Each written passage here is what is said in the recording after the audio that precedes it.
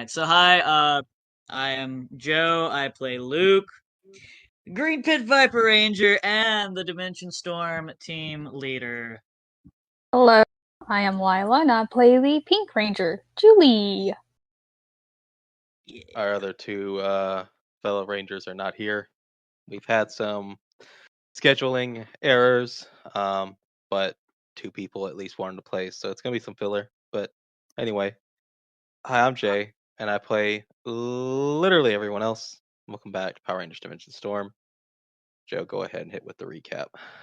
Okay, so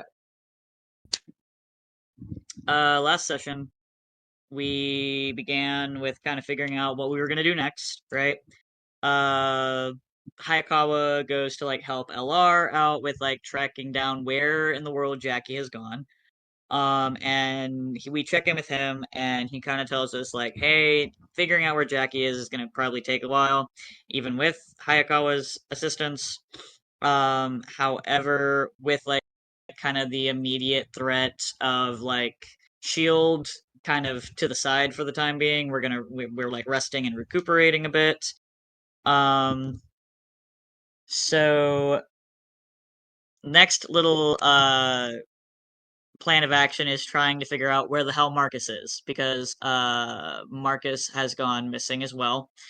Um, so before we head out, we kind of take a minute to breathe, and Julie sings us a little song, and she kind of rejuvenates us a bit. And her and Javi have a cute little conversation about it, kind of him figuring out a bit more about Julie. So that was a nice little moment.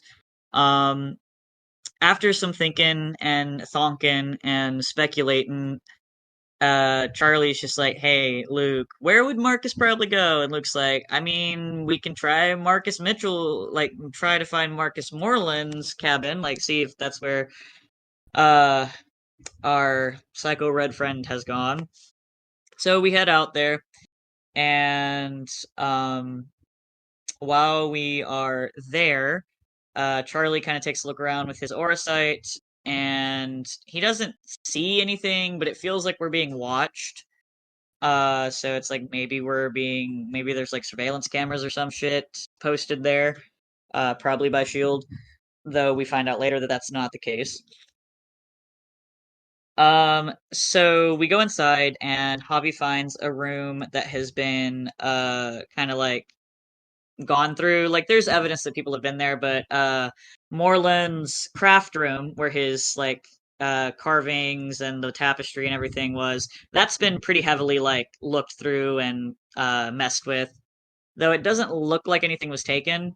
However, Javi decides to take the wood figurines of the team that Moreland carved, and he puts them in LC, Lightning Cruiser, because we took Lightning Cruiser down. While we're there, Luke goes and kind of looks around the bedroom and notices that Moreland's journal is gone. Don't know where it's gone, but probably whoever was there last took it because it probably had some interesting things in there. Uh, while there, Luke feels something sort of calling to him, and the others are kind of spread out looking in other places. So he goes out towards the front and into the forest kind of in that area, and he is greeted by Moreland's spirit in the form of a large red bird, almost kind of ironic there. Uh but of course, Moreland and Mitchell are very similar in that regard. One is the Red Hawk, one is the Red Falcon. So Luke and Moreland have a conversation in which Moreland kind of is a bit cryptic, but he lets Luke know that, hey, we're on the right track and trying to find where Marcus has gone. And he gives him the red life force bracer, and tells him to hold on to it until the moment is right, uh, and everything. So it, let's see. He pretty much tells Luke that uh I lost my train of thought. Oh, he huge tells thing. us that we need to stick around because something important's going to happen, and that important moment could like drastically shift our chances in saving Marcus Mitchell. And then Moreland like flies off in a hurry because he's nearby, which is it turns out to be our good friend Death. Uh the hunter of Luke's dreams. The thorn in our side, the pain in our ass. Uh, yep, I could go on. Anyways, Death Ranger fucking shows up. Julie's never met this man, and no one's ever told her about him. So this is a fucking great time. Um, so he shows up and he kind of is going through the group, and once again, Charlie can move during this interaction. However, unlike last time, Death can see Charlie this time. Still can't interact with each other, but he can see him. Um, but he goes through the group and he inspects each of them, and he, kind of looks around Javi. He sniffs around him, and he warns him about the white dino morpher and how it wants to use him for its own purposes and use his rage against him, kind of thing. He's almost enamored by Julie and her grief and her loss. He's very focused on her for a little bit, and he kind of like siphons some of her memories from her to look at them, and he sort of makes some comments on the losses that she's endured and kind of the uniqueness of her situation. He then turns to Charlie and notices that like, oh hey, you're not frozen, but still can't touch each other, still can't interact with each other. And he starts to say something to Charlie and then leaves it. And then he turns to Luke and focuses his attention on Luke, and he basically tells him that like he had to have known that he was coming soon, and yet Luke continues trying to fight for redemption, trying to fight to save Marcus, kind of thing. Um, and then towards the end of this interaction, Death leaves Luke with something to ponder by saying, "People change all the time. Maybe, just maybe, you really don't remember me." Insinuating that perhaps a version of Luke has run into this individual before. Maybe before Death became Death. We don't know. But it's certainly something that is bothering Luke and me.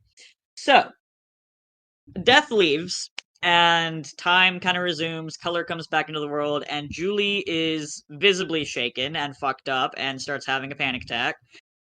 Charlie uses his powers to calm her down, and while we're calming Julie down, Luke kind of comes to the conclusion that, you know what?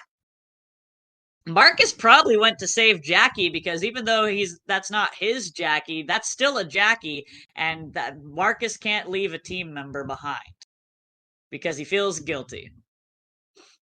So that's an interesting concept to think about given the predicament between Luke and Marcus. But he has this compulsion to protect his former team and variants of them. At least, maybe, perhaps, that is what Marcus Moreland was getting at in that conversation with Luke. So we go back to the ship to kind of take a minute to decompress after that, because holy shit. And Julie goes and finds Orion and is like, hey, what the fuck was up with the Death Ranger? And Orion's like, so this is what I know, or at least this is what I think I know. And that the Death Ranger was originally some guy named Sparrock, and death didn't exist within his culture. However, he saw someone die, and so he became like fascinated with it, like absolutely enraptured and obsessed with the concept of death.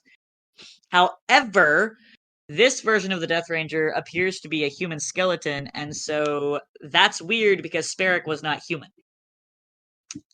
So it might not actually be Sparrock.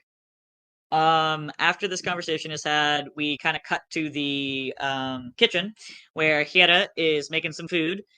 Do in the kitchen because Hayakawa is stuck on the Copperhead with LR trying to find out where the fuck Jackie is. So Hieda's making dinner, and the boys go down to try to help her. And Charlie has a cute little conversation with Hieda, trying to figure out things about her dad and like her family and everything. And it's kind of awkward, but it's really cute. And the team kind of has a nice conversation about found family.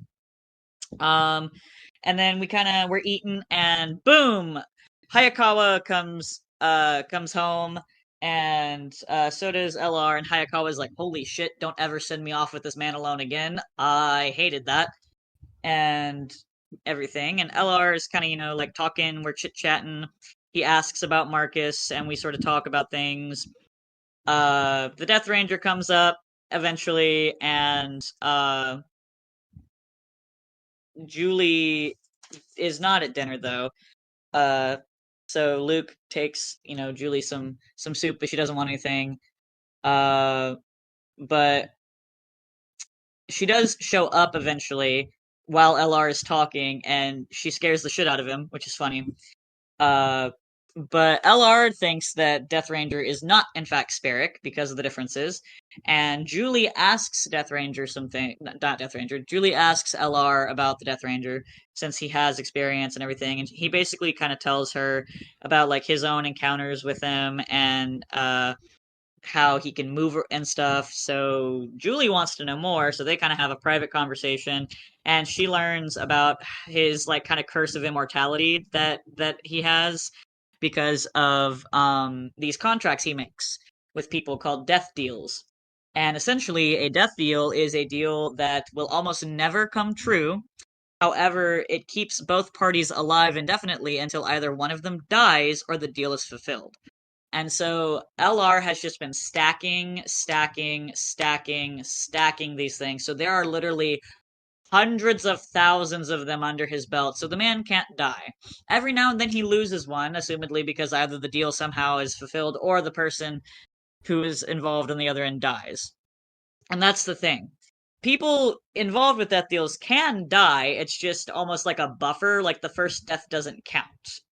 It seems is how it works. Is like if they take a death blow, they won't die that time. However, the next time they do, unless they have another death deal on them, they will in fact perish. They are back to mortal. It is during this conversation that LR and Julie make a death deal so that she can learn more about the Death Ranger and how to navigate interacting with him, and maybe even perhaps get an upper hand on him. Who knows? And it's also revealed that Luke also made a death deal with LR whenever he had his conversation about Marcus with him. And Luke is temporarily immortal. However, Julie is not allowed to tell Luke this because Luke is being used as bait by the Lone Ranger to try to get to the Death Ranger. So, as the night drew to a close, we all kind of took a moment to reflect on our new discoveries and the information that we learned, especially Julie learning all of that kind of heavy stuff there towards the end. And that is where we left off on episode 30 of Power Rangers Dimension Storm. All right. Okay, so everybody kind of went off, did their own thing. It's morning time. Y'all haven't heard anything about whether LR was able to find Jackie or pinpoint her location. Hayakawa does not seem to be here this morning. It appears that he probably went back to the Copperhead after a good night's sleep and some distance away from the maniac that is LR. Okay. So for cooking breakfast, that leaves, I guess, just Hieda and Luke, unless you want like, I don't really. I mean, everybody can kind of cook in their own ways, but Hieda's been learning from Hayakawa, and then Luke just, I don't know. Luke seems like one of the better people to cook a breakfast for a bunch of people. Luke's a decent cook. Like he's living by himself. He got pretty good at cooking. Fair enough. So Luke would probably get up, say that Hayakawa is not here. Breakfast has not been started, and I guess Luke would just go ahead and take up the reins. Eventually, he would be followed shortly by Hieta, who would also show up to start helping whatever it is Luke is preparing for everybody in the morning time. I assume there's like speakers in here or something. Yes.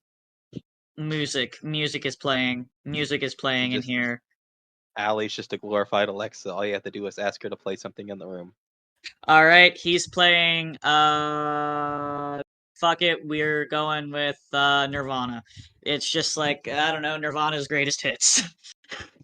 um, so he does not notice Hieta to begin with because his back is to her. Because music loud. Yeah, music loud. Music loud. So he's over here. He's probably got like a giant skillet, just like full of fucking eggs. Like he's scrambling a fuck ton of eggs because like there's a lot of boys on the ship. And he's probably got a giant thing of pancake batter on like this to like make as well. And like I don't know. So yeah, just breakfast foods. Okay. Yeah. Hieta would be there helping you. Of course, you also have the little robots if you need someone to sit there and mix something like the pancake batter mix or something, whatever it is you're doing. They can sit there and help with idle stuff Gotcha. while your music plays. Can you think of a Nirvana song, just like off the top of your head? Heart-shaped box. I haven't listened to Heart Shaped Box in a minute, but I know what you're talking about. If I remember Heart Shaped Box, I just need to look at the lyrics real quick. Nirvana Heart Shaped Box, and that'll probably kick in my head what I'm thinking of. It's about Courtney Love and Yeah, that's what I thought. at least I think that's Yeah, I think it is because she eyes me like a Pisces when I'm weak. I got a new complaint, Forever Near Death, the priceless advice. I think this is the one about Courtney Love. Meat eating orchids, forgive me. Yeah, I think this is the one about Courtney Love. I know the song. As Luke's obviously having the time of his life, cooking and everything else. Listening to Nirvana probably takes him back to a little bit to, I guess, college. But Hieta is gonna ask. She's gonna question the lyrics a little bit. She's gonna say, okay. not to really. I don't know. You look like you're having a good time, but the lyrics seem very targeted and depressing. I mean they a lot of Nirvana's songs have like a deeper message to them. Though most of the time people don't really pay attention to the lyrics. I like them because of sort of the like the storytelling and everything that goes on in their songs. Uh, I can change it if you want me to. Nope, I was just a little curious. They're from the '90s, by the way. So like not from this era. I grew up like I listened to them in high school. Relate. I guess I could relate. Does she look like she's uncomfortable? No, she was just like listening, and she's like, okay, and then she started to catch the lyrics of Heart Shaped Box, and then she was like, now, hold on a minute, what? Yeah, yeah. There's some interesting words in here. Uh, umbilical noose is a fucking phrase. Like, and built like the baby cord. Yeah, yeah. So you know what? I'm not gonna go into the logistics of this song, and what it's about. Um. Anyways, do you like pancakes? Pancakes are sweet. I like them. They're pretty good. Okay. Cool. I was gonna put like I think we have some fresh fruit like blueberries and strawberries, and I personally really like strawberries, so I was gonna like probably uh try to make a like like what is it called? What is it called when like you boil them down with sugar? I guess it's like a syrup, like a macerating them. Is that what it is? I was going to make like a syrup, kind of with the strawberries. You know what I'm talking about? Like when they're all sweet and sticky and everything. Don't know the term, but I believe I do. Because I know we have like regular syrup, but like I wanted strawberries, and I don't know if anyone else will eat them. So I was trying to figure out how much to make because I didn't want to waste any. Because I hate throwing away food. Allie is going to hop her way on the table. If you make a bunch of pancake, or like I guess if you put a lot of berries in there, it don't matter if you don't want to waste it. Orion will eat them up. He loves fruit and berries. Good to know. Honestly, you could just throw a big bowl of fruit and berries his way, and he'd probably eat all of it. I mean, fair enough. But like I said, since it's pancakes, I wanted it to like be, like a syrup. So, but yeah, if you wanted, I know you've been kind of like learning stuff in the kitchen and everything. So if you wanted to help, I guess you could maybe slice up strawberries for me. Sure, why not? I don't see why not. Learning is learning. Yeah. Cool. Luke's in a tank top this morning, by the way, and you can see the absolutely gnarly exit wound from that gunshot that he took. Because it's Yep. healed, it's healed up, but it's scarred something nasty. Okay. Getting pretty early, and everybody else is probably waking up. Julie, when do you wake up? I'm gonna say she probably wakes up like extremely early, mainly because she probably had like some night terrors going on because of the whole death thing. Okay. All right. So I think Luke wakes up around what 4 or 5. 4 or 5 in the morning, 6 o'clock at the latest, but he usually gets up between 4 and 5. Takes So a y'all, shower, all that. so y'all probably woke up at the same time. It's just Luke got showered and then went down to see about breakfast and saw it was not even started. So, Julie waking up early. Did she take a shower? She's just kind of staring into space, trying to get everything in order in her head before she goes and showers.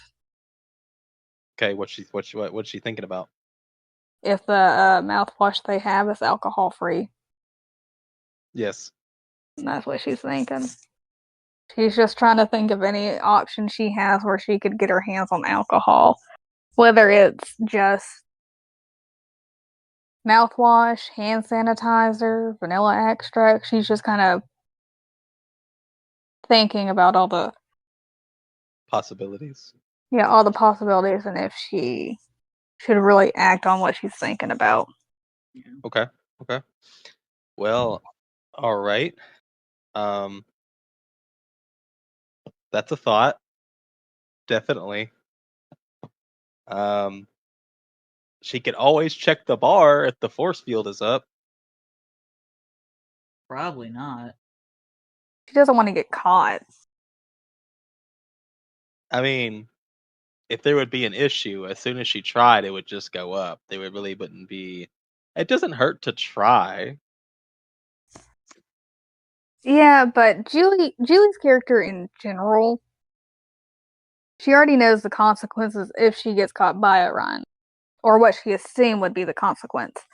So she's trying to think of a very sneaky way so she won't have to face those consequences in order to get her hands on something.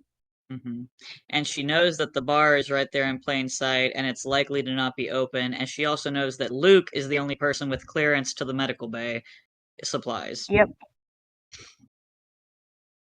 So she's just trying to think of like, well, if this is alcohol free, maybe we have hand sanitizer. If we have hand sanitizer, that means I can drink the hand sanitizer. But do I really want to do that? Will it be noticeable?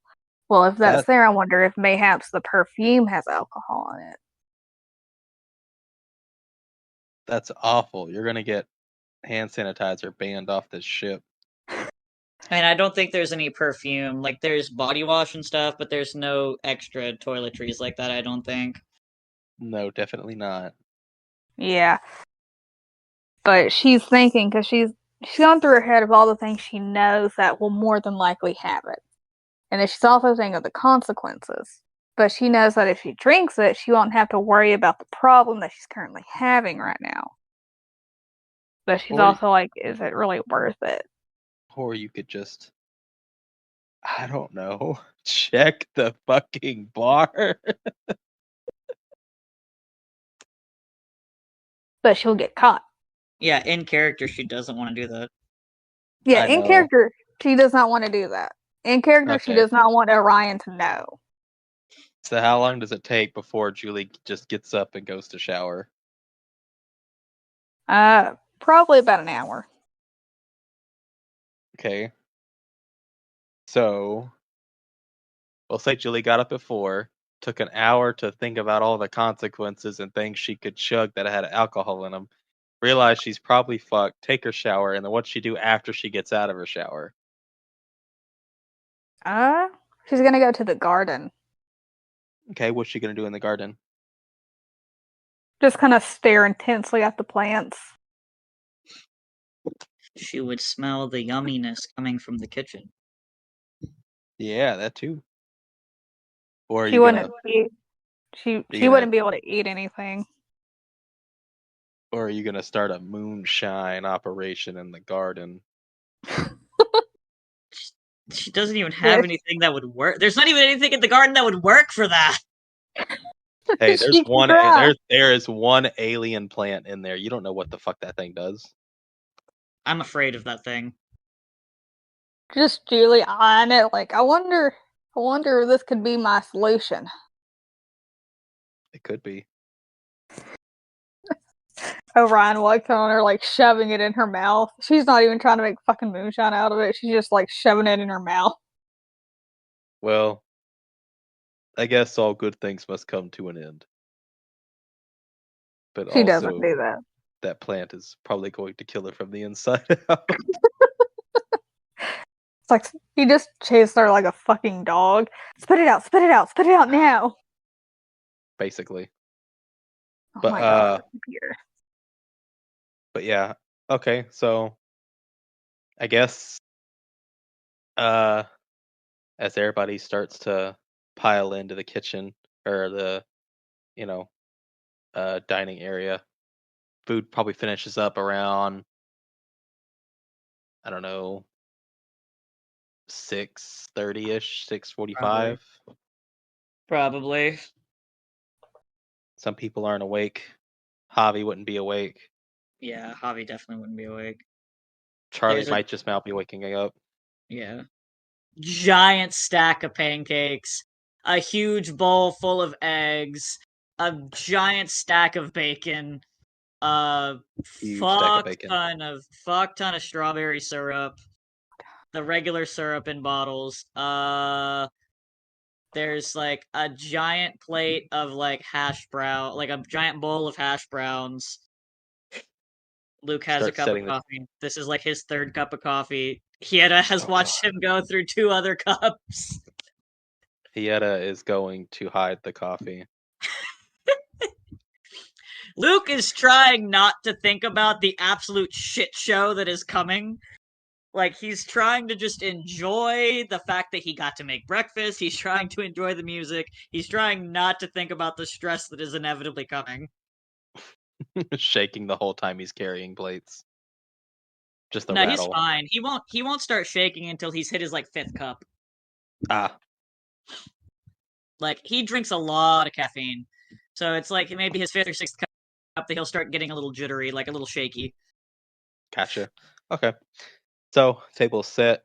Does not take long before Jiraiya comes down, and then Orion shortly after. But the table has been set, and those who wish to get food, Allie went ahead and notified the sleepy boys food was ready. Just wake up! Hobby, Wake up! wake up! Wake up! Breakfast! Breakfast is ready. I mean, Luke cooked it, so you could sleep for a little bit longer. Wow, rude. Actually, that's right. Luke cooked it. What am I doing? Sleep. That's she doesn't even eat. She doesn't even know what it tastes like. It looks good. It's probably pretty good. Breakfast is hard to fuck up. Do you want to test that? Jay, please. I am not Jet. You have a D2 in culture.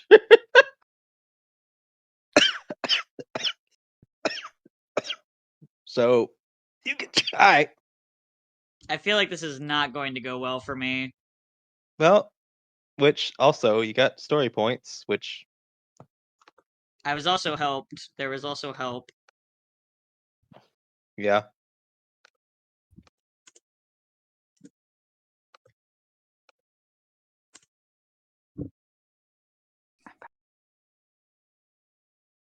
Hell yeah. I'll give you that one. I'll give you that one. It's hard to It's fuck pretty up. good. Yeah, it's pretty good. How many story points do y'all have? 16. Yeah, that seems to be across the board. Let me check everybody. Yeah. While I'm thinking about it, go ahead and put that up to an 18. Y'all just love to hoard story points. Listen, there are moments where we use them, where we burn through them pretty fast. But yeah.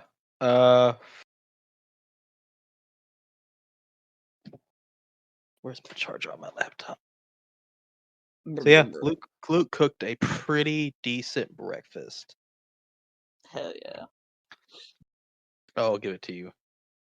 And any leftover berries, like Allie said, anything left over, you could probably just dump it in Orion's big ass bowl, and he'll probably just eat it. It doesn't matter what it's like. If it's a fruit or a berry, he'll probably just eat it regardless. Fair enough. So nothing will get, not used and not uneaten, I guess. Sweet. But as time goes on, as y'all are eating, would Julie eventually leave the garden and her stone stare focus? She'll go to the pantry and get like a granola bar or something, but she won't really be able to stomach anything that's either not prepackaged or she herself has not made. She'll head into the dining space. All right, I'll move her there. I will have her sit in the chair on the rug away from everybody else. And then, let's see, about 7-ish. I'm just gonna, since James and Juan aren't here, I'm just gonna say they sleep late. And as y'all are sitting and eating, haven't heard anything back from LR, haven't heard anything back from Hayakawa, and you haven't been contacted by the Life Force team or anything of importance yet. So everything is just up in the air unless y'all wanted to check, even though it's only, 7 in the morning. Or if there's anything else that y'all felt should be brought up in conversation while you have your furry and sweatpants leader.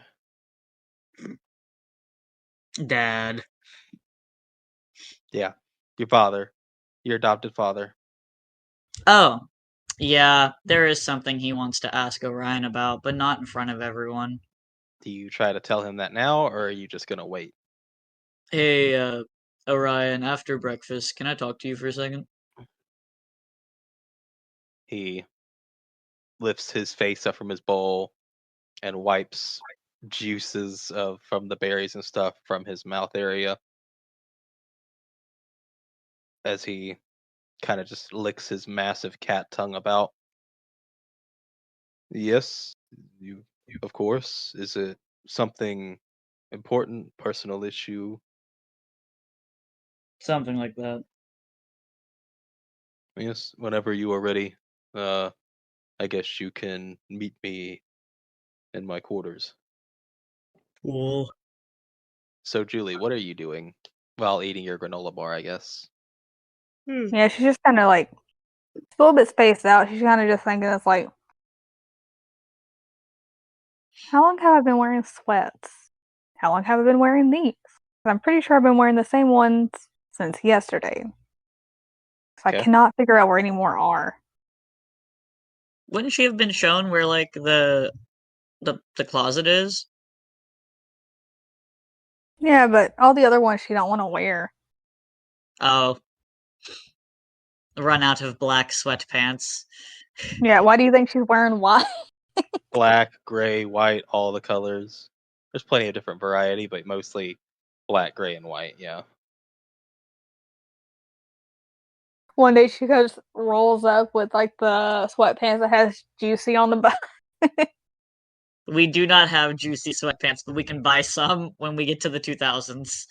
Yes, be very easy to find those in the early 2000s, early to mid 2000s. God. She bends down and like the J pops off.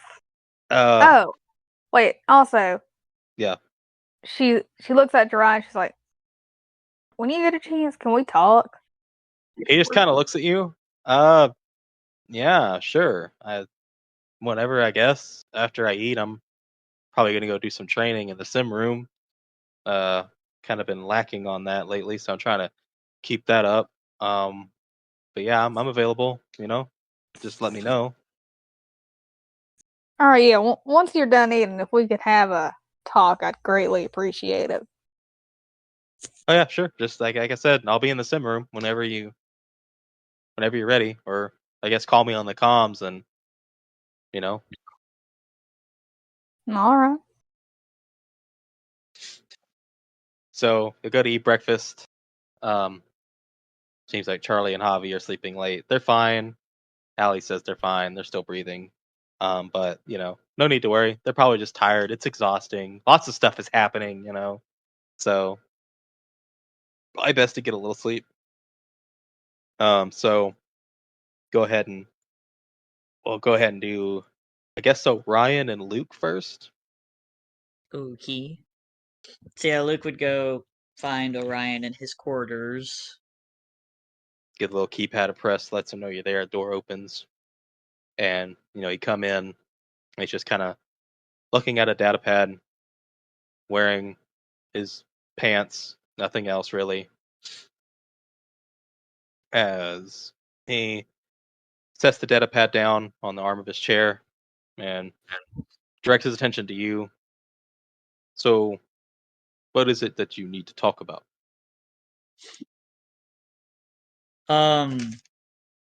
Yesterday when we had our little run-in with Death Ranger, he said something that's been bothering me.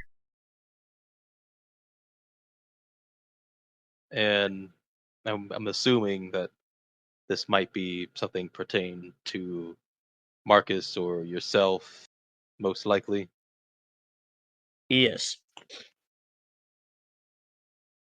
Before he left, he made a comment about how people can change and something about how maybe I really don't remember him. Orion kind of gets taken a bit back. Not really full surprise, but a little bit of a eyebrow raise. And, well, that's interesting. Perhaps in a different time, in a different timeline, maybe another version of you met him, who he was originally.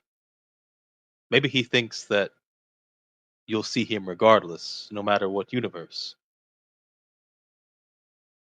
Or the really offhand chance you do know him.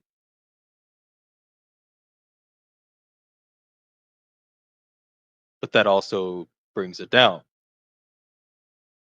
You never met an alien named Sparrow in your life, did you? No. Sparrow was the Gold Omega Ranger. Like I said, a race that didn't understand the full meaning of death. They have no death, they're immortal. So it can't be him unless you never got to meet him yet. Maybe it was further down your life, or it's just not him, which is the most likely case that it isn't him. Well, LR doesn't seem to think it's him either.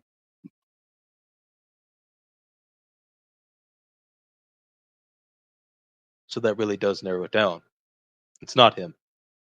It's somebody else. Somebody that knows you. Or at least a version of me. Which is another thing. I hate to ask, given the circumstances, but with how things seem to be going, your connection with Marcus, the likelihood that I would pick somebody up just trying to save someone, yet trying to have a team, and on the first place that we go, we would have a run in with someone that you knew, someone you were very connected to, a former team member. Not the same team member, of course, but a version of him.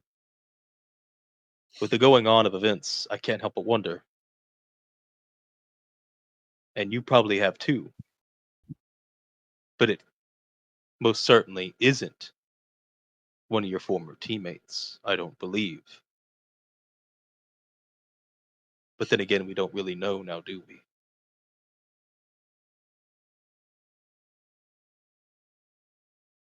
No, we don't.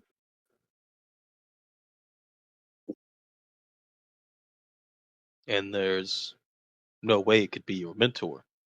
Not a man, but a No. tree. So no way it would be Arbor. It's someone humanoid that apparently at some point either knew or a version of me. I don't know. It's just food for thought. I don't know who it could be. But I thought that I'd let you know that. Thank you for bringing this to my attention. It is, and does. It's important, and it adds to the mystery. I don't think you understand the gravity of the situation. Maybe you do. But yet again, it's someone close enough that they would find themselves being arrogant enough to assume that you would know who they are. Even though I have no clue right now. And it's also kind of hard to identify a person who is nothing but bones. Did he give any extra emotion to it when he said it?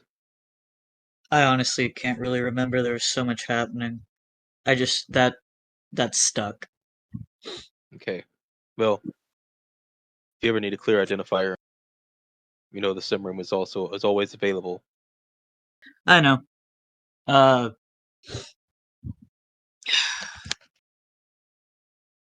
Another thought, because I can't remember if I brought this up or not last night. Wherever Jackie is, I can guarantee you Marcus will be too. Very, very likely.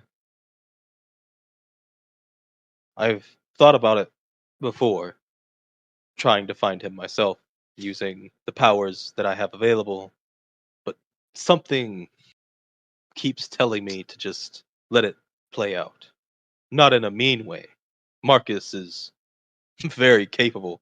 I have no doubt that whatever he gets into, he will come out alive.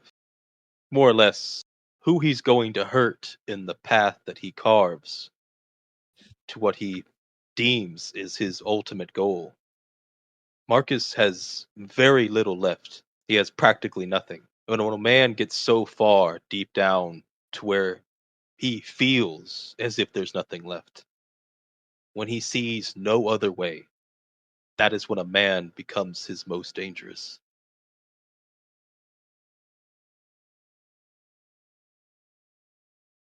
But, yet again, something, I guess, even though we're in space, the wind blows a certain way, and it feels right letting him do what he needs to do. I can't explain it. But wherever he went, I suggest focus more on trying to find Jackie, even though you'll probably find them in the same vein. I think Marcus is just, unfortunately, on the path that he is destined to walk, as seen by Moreland. And for now, we must let him walk it. Yeah. Though I think I hope this has a positive outcome on that. I don't know. Were there any plans that we had today? Besides waiting on Hayakawa and LR to give an accurate location to Jackie, which, if we get it, I suggest heading out immediately. Even if Marcus is a one-man army, it's more or less saving the people that are going to get in his way than actually stopping him. No, I agree. I'm not worried about him going down. Worried about everyone else. Though to be fair, don't you think a lot of them kind of deserve it? That's very blunt and black of white for you to say. Look at the man that you guys met, the one that Jiraiya had captured. He had a lot going on. He had a life, a family. He even wanted out in a way by, what was it, a pension, retirement? Wanted to go see his sister, make up for the lost times, the broken times. It's easy to paint everyone in this kind of organization as a monster, but at the same time, there are those who may not have a choice. With this organization, potentially, yes. But as I've seen many worlds and many a times, especially those with the American government, There's times you not get a lot of option, I know. the ones in charge, yes, definitely. The ones who call the shots, the ones that do make people do the bad things. It's easy to stand up when you know you have a lot of people with you, but when you're unsure of those around you, it is easy to surrender and give in to the system. The grunts don't necessarily deserve it. And I don't know why I said that. But at the same time, you do what you will do to defend yourself. You may not want to hurt anyone without knowing who they truly are, but that's what makes war so dangerous. You could kill someone with the very same ideologies as your own and you wouldn't even know it. Yeah. Like I said, it came out wrong. I guess I just have a bad taste in my mouth ever since ever since that fight at the Life Force base. The grunts don't deserve it, no, but Ross, Blonsky, those are the ones I mean. I understand. I just want to remind you sometimes people, even myself, when heated, say things they don't mean. But even if someone is aware that, it's always best to kind of remind them in case they do something stupid, like Troy. Yeah. But the men at those base, that Carl was knocked out, Troy was fighting for his life. Well, I say that, but and they were going to capture or kill Dr. Banner. They didn't give us a choice. No, I know. I don't And ever intend to use lethal force unless I'm not given an option. I don't like doing that. but that is something that worries me.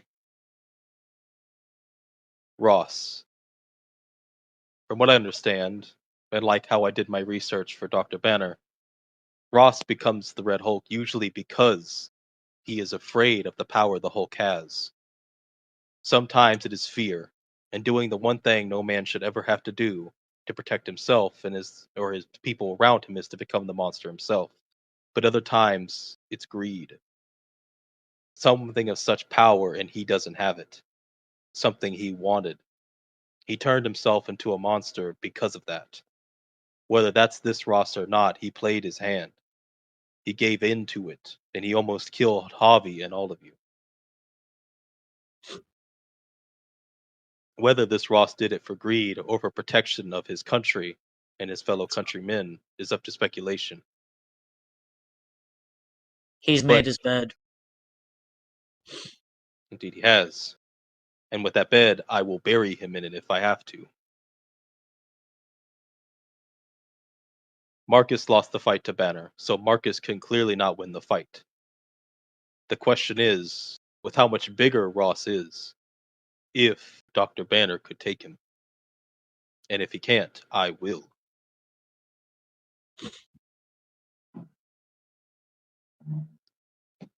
But that's the beautiful thing about teamwork and Power Rangers as a whole. Sometimes mountains become small stepping stones when you work together. Luke nods. You've come to know me over such time. And in this time, you have found me to be, especially early on, very rage driven, angry at everything, and also very paranoid. The moment that Ed was brought on this ship, it immediately triggered an alarm for an evil presence. I don't like things to be on my ship that I don't know about. Axe was one of those things that was almost unavoidable. I thought with Allie's strong presence throughout the ship, she would have been able to counteract, and if not, immediately notify me. But Axe is smart, he was clever. And he was able to go through all of Allie's firewalls and subroutines and hide himself within her coding. And as a paranoid man, I want you to know something. And whether you feel the need to or not, I know when certain things are brought on my ship. I just want you to remember that.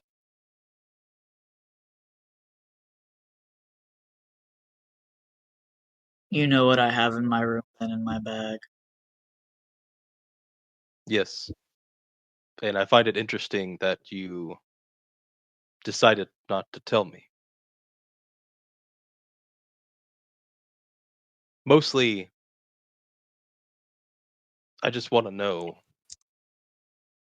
where you found it and why you didn't feel it necessary to return it to its rightful owners. It was given to me. And I'm still trying to figure out why.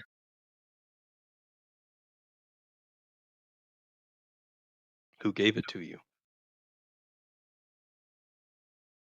Moreland.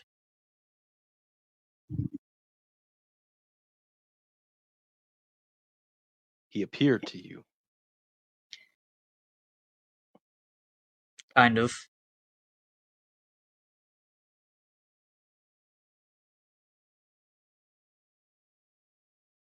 How and why? I don't really know. Well, at least I don't know the how. He was a bird. Big red bird. But, he gave me the bracer.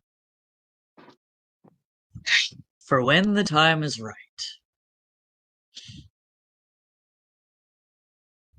More cryptic thing. More cryptic bullshit. So he wants you to use it. Is that what that means? He said I can use it whenever I need to or want to, but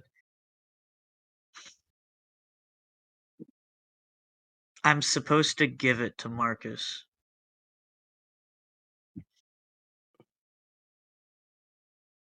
When? when the time is right.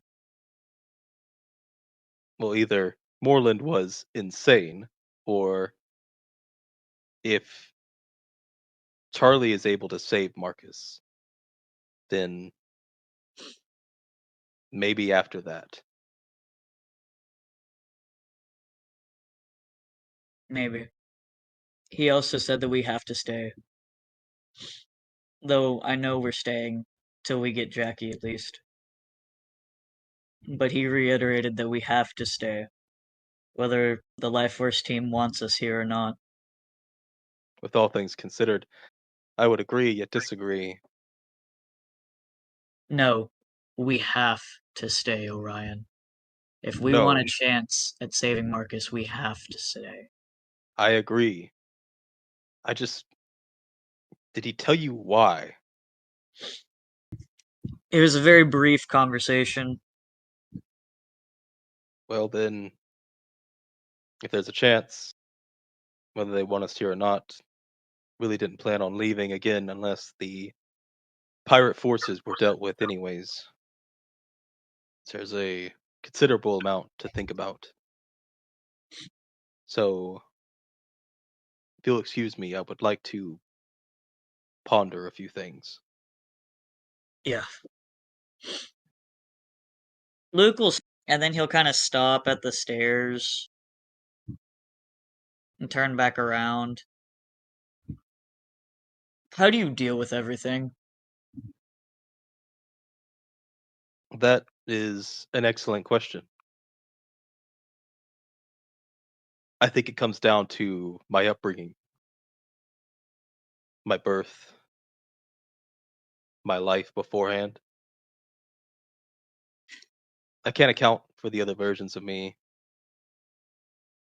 but everything that I went through, everything that I had done, and then I guess a culmination of my life afterwards, a redemption of sorts, peace, and now this. I have a strong motivation, a goal, and as much as I want to end it, it be over with.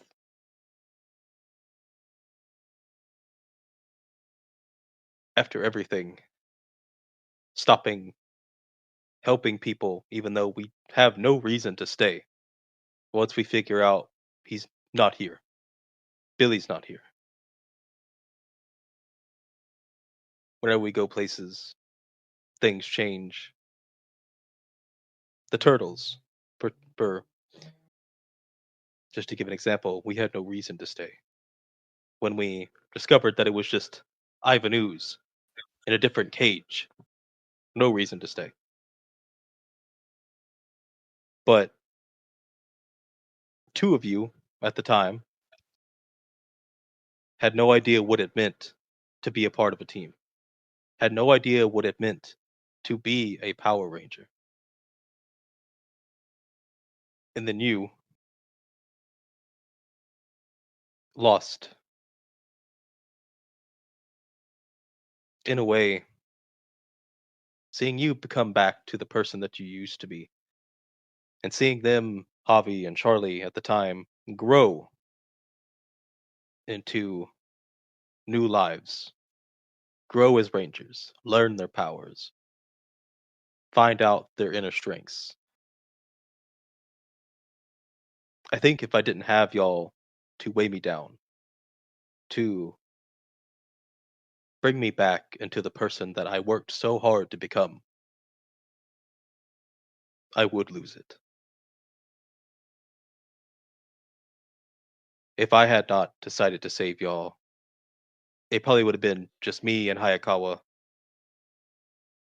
and I probably would have just tracked down Billy And the moment that I got him, he never would have escaped me. But it turns out life had other plans. I may have lost if I had done that. Billy may have seen me coming miles away. But seeing everything, the people that we help, seeing you all change and grow, learning new things and remembering old things, it keeps me grounded. It keeps me sane. And it reminds me every day the things that we could lose, the lives that could be lost. When there's so much to lose, one can't really afford to make mistakes. And when you do, you learn from them, and in hopes that they never happen again. As he starts to get to the tail end of that, you can kind of see you never see a tear, but it's like you can see the water building up, especially when he says, when you make mistakes. Yeah. Does that answer your question? Yeah, I think so. It's a lot of responsibility leading a team. And I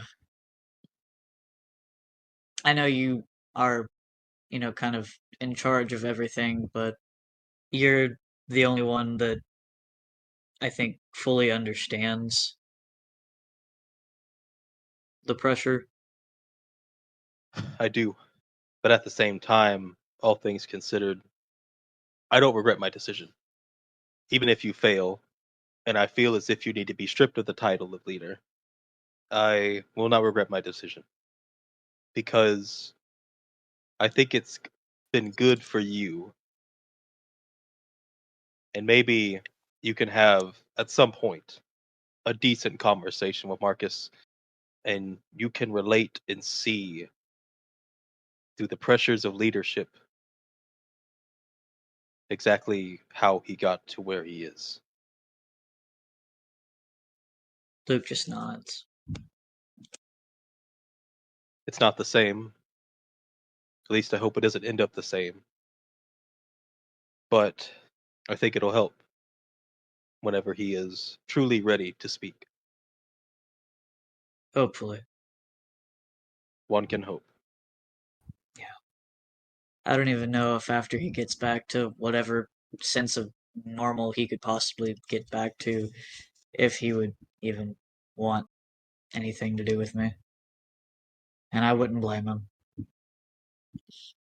Well, we'll have to see.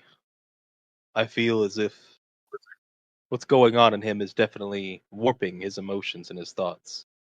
It might be a lot easier than you think. Well, it's sure fucking difficult right now. But that's neither here nor there. If you ever just need to vent or anything, I'm always here. Yeah, I know. I guess that's why I asked how you deal with everything. I feel like there is something big coming.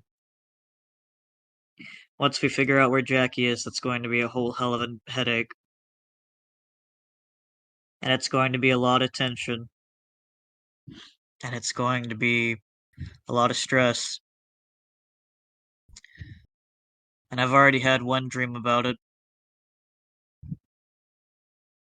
And I don't know.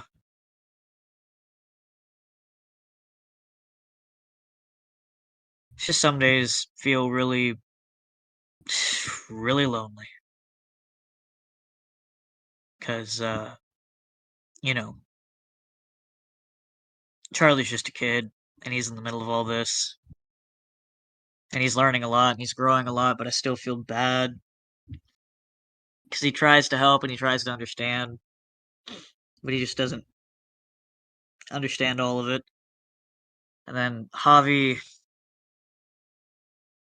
just kind of goes with the flow.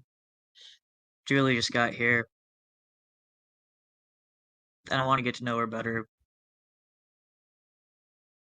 But then Jiraiya and Hayakawa, neither one of them have ever been team leaders. Hayakawa's probably the closest, but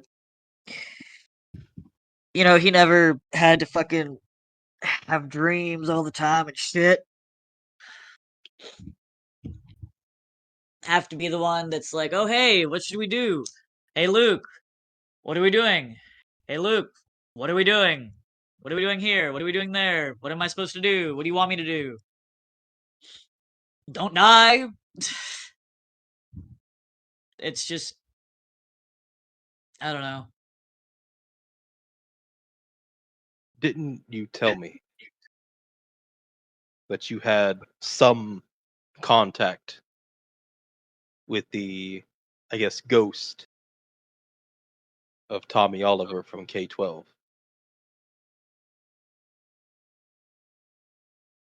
Yes, through the turbo powers. He shows up sometimes in my dreams. Though as far as talking with him, it's been a minute. Maybe next time you go to sleep, sleep next to Dulcinea and focus on that. She might be able to help in some way.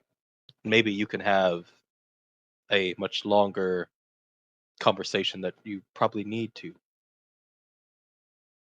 While things are quiet, try to prepare yourself for whatever comes ahead. Luke nods. And then Orion's gonna turn around in his captain's chair and face his stuff, and then just kind of start to think about everything.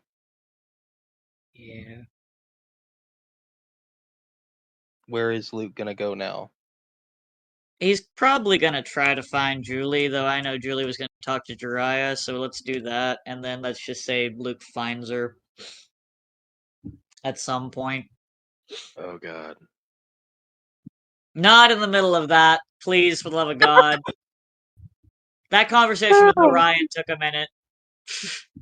Yeah, I'm pretty sure if they do that, they'll be finished by the time Luke gets done with this conversation. Yeah, that was a long talk with Orion. Yeah. Okay. Yeah, Julie's gonna go head over to where Orion, not Orion, fuck. Jiraiya is.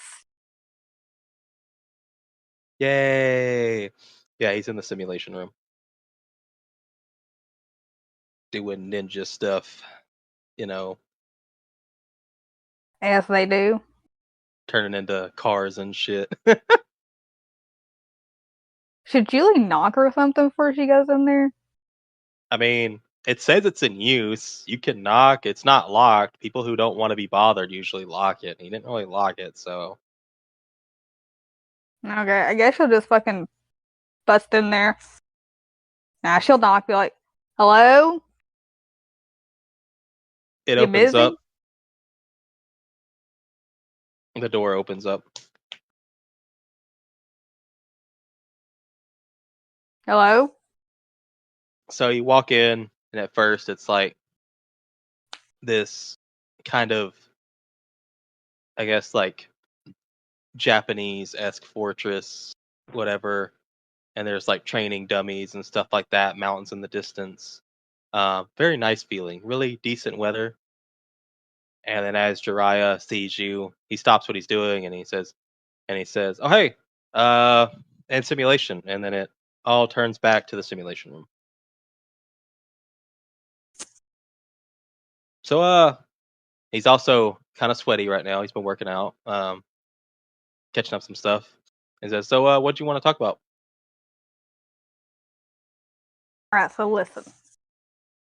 We're all kind of stuck on here. Mainly me, because of past afflictions I've had.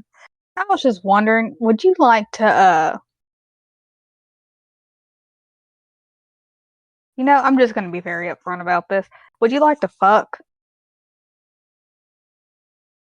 Sorry, I got taken out for a second. I knew this was coming, but like nothing could prepare me for it actually happening. Jiraiya just kind of he had this like look on his face, like, "All right, what's going on?" And then he said that, and it just kind of stayed that way. He didn't really react. He just kind of just hands on hips, same face, just says, uh, "Come again." Look, we're all kind of trapped here. I can't do alcohol. I can't do drugs. I can't fist fight the crow. So, The crow? Oh, shoot. Wait, no. The correct term in English is pigeons. My bad. We don't have any pigeons up here for me to fight. So, yeah, I don't have any other way to really relieve my need for destructive tendencies. And, back in the day before I got here, I tend to kind of relieve that through sex. You kind of seem like a very good option here. Like, just sex. No emotional attachment, just sex. I understand. Like, okay, hold on. This is a lot for me to process. Am I the first person you're asking? Yes. Are you gonna ask anyone else? No one here would really fit, so probably not. What do you mean by fit? Charlie's a child and he has a girlfriend. I'm pretty sure Javier's a virgin. Hayakawa reminds me too much of my father. Orion is just hell no. Allie's a robot. Luke is very much extremely gay. And yeah. Also, Allie ain't it. I'll be damned if I'm gonna try with the Lone Ranger. Fuck that. Wait, Luke's gay? Did he not tell you? Do you have a problem with gay people? No, I don't have a problem with gay people. Well, now I'm kind of offended that he didn't tell me. Does that mean Luke hates me? Nah, you have to understand when you're gay, you kind of gotta be a little bit cautious because there's people out there who seem real friendly, buddy. It's like, oh yeah, we're chill, we'll cheer. But then once they figure out someone they know is gay, immediate hate crime. Ah, that's unfortunate. Yeah. Anyway, okay. This is just a lot to process. I mean, it's been a minute. I mean, I sure. I uh yeah, I guess sure we'll see if this goes well. It's just like a one-time thing. I mean, if we both enjoy it, might as well just continue doing it. I mean, it's not like we're gonna develop emotions for each other or anything like that. It's just physical. So where would we even I mean, if we lock the door here, no one's gonna interrupt us, right? we can get notified that someone wants to enter and that's it. Yeah, but I'm pretty sure we can just ignore that till they leave. All right, I guess. So when do you want to like later when everybody's asleep? Do you want to just do it now? I mean, Orion and Luke are talking. I'm pretty sure Javier and Charlie have been drugged by Allie, so they're kind of conked out. And I'm pretty sure Hieda's busy doing something else for Charlie. So I mean, I guess yeah, it does seem like a pretty good time. I just need to get some water, hydration. Um, I guess I'll go get some water and I'll come right back. I'll do it all right. stealthily, and then like, do we simulate like a hotel? If you want, yeah. I mean, all we really need is just a bed. Unless you really just want to do it on the floor, I'm fine with that. Don't care. No, I'd rather not do it on the floor. I'm gonna get some water and we'll figure something out. All right. So Shariah goes and gets water, and he comes back and I guess a hotel. Love hotels are popular in Japan, right? Right? Yeah, they Yep, just didn't big get a bit ol' used. heart-shaped bed. Big ol' heart-shaped bed and neon sign. Yeah, there you go. He simulates a love hotel, Japanese style. And all right. Roll me performance. God. Fade to Okay. black, roll me performance. Okay, Julie. Come on, girl. What do you have in performance? A D2, a D4? D4. Jiraiya also has a D4. Did a 16. Nice, nice, nice, nice, nice. Okay. Well, both pretty close. You both did pretty well. You both did pretty well. Neither one of you was left unsatisfied. Who drew hearts on the goddamn map? Anyway, he rolled higher than him, so you overall did better than him, but he rolled a critical. So I'm gonna say he lasted longer. Yeah, that's what I'm gonna say. Okay. So that's how you both did. You both did pretty good. 2 Overall, you were minutes? slightly Impressive.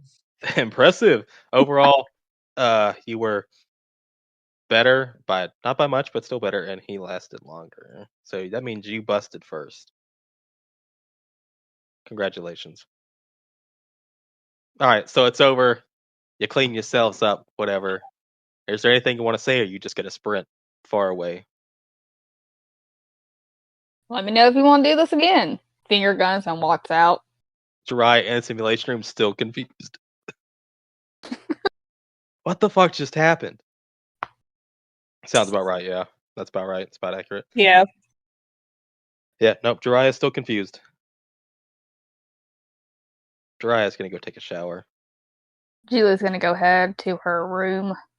God, everybody. James and Juan are gonna be so confused by those.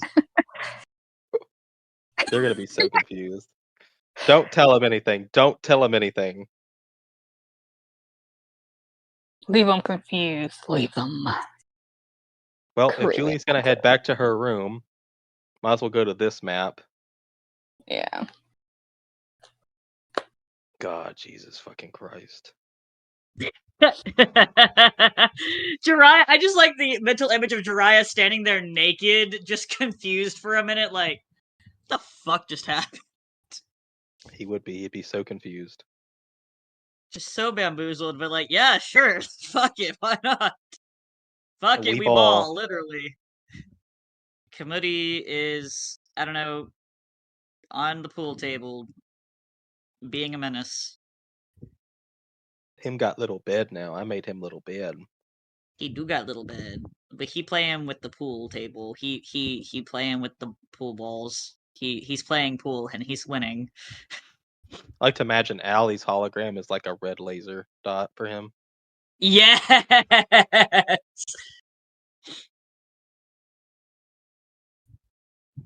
Julie and Jiraiya fuck nasty style. That's what I'm putting in my notes, by the way. God, Jesus Christ. They did bang. They did bang. fuck nasty They did bang. style. Raw. Oh damn, they Anyway. probably did. Oh, Julie can't get pregnant. Physically yeah. impossible. No. Yep. Shoot your goo, my dude. I don't want to get you pregnant. I can't get pregnant. I Oh, don't shit, have say the less. utilities. I ain't got the It's like, don't parts. worry about that. I can't. All right, so Luke is looking for Julie. Yep. He sees his son. He gives his son some pats, some loves.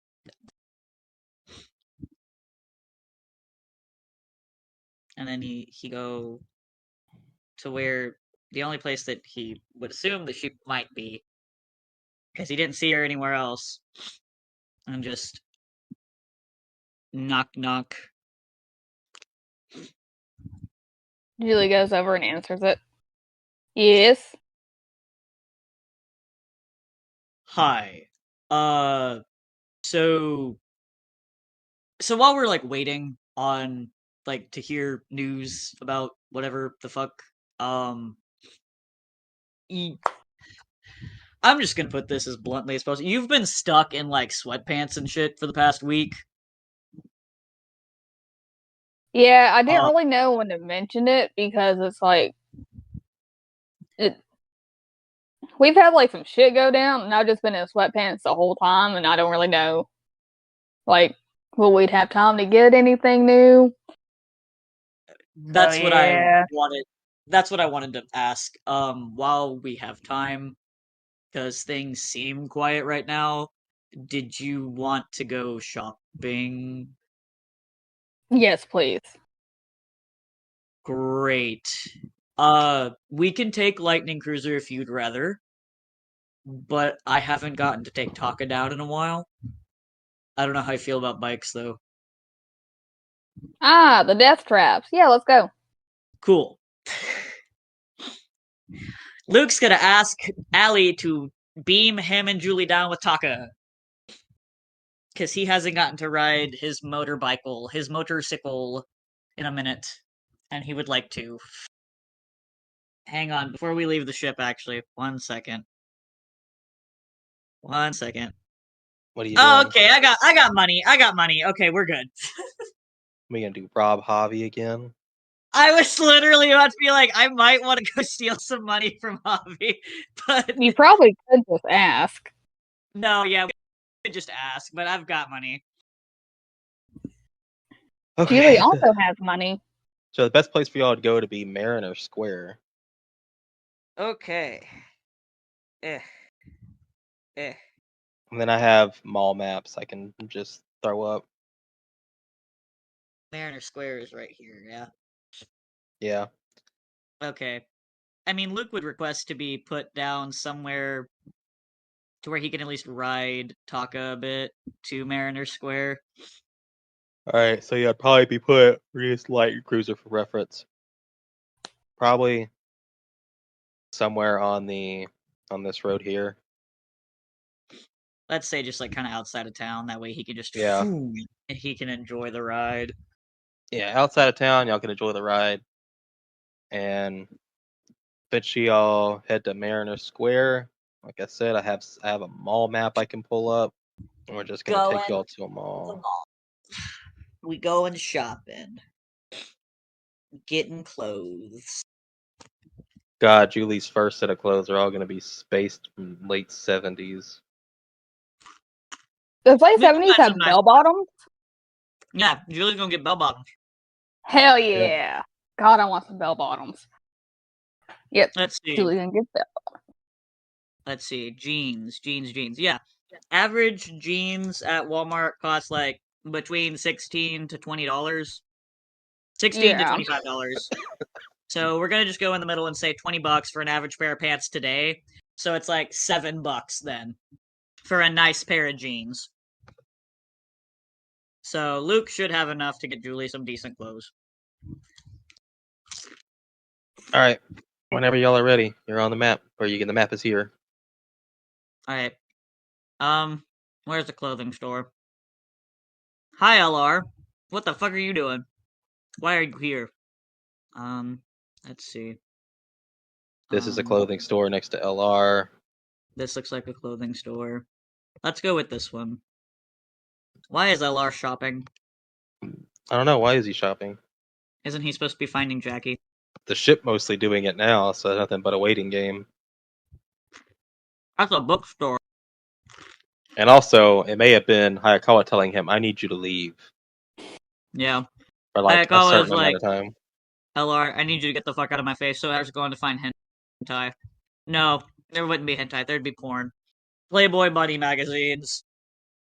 Damn, I forgot how serious they took Bush back in the day. I guess Luke would just kind of let Julie pick out whatever. Alright. I need a long sleeve shirt and some pants, and that's basically all I need to be happy. Do do you want to get like any particular patterns or like style that you want? Black. Any colors other than black? Gray. I'm assuming just neutrals will be good. I'll be quite honest with you, I don't really care as long as it's a long sleeve shirt and pants. Cool. Got it. Luke will help find some shirts. There's some pretty ones. Like keep in There mind it's are gonna be like flowy and fringy that and lots of yeah, floral patterns. Julie doesn't have a problem with that. She just wants something that like covers her chest area that kind of goes more like around because she doesn't want to show really any skin below her neck. So far, she has found 5 different pairs of bell bottoms that she is going to purchase. So you got $60 left to do whatever with. Is it around summer where we're at? No, it's winter. It's like almost Thanksgiving. Oh shit, that means they should have sweaters and stuff, right? Mm-hmm.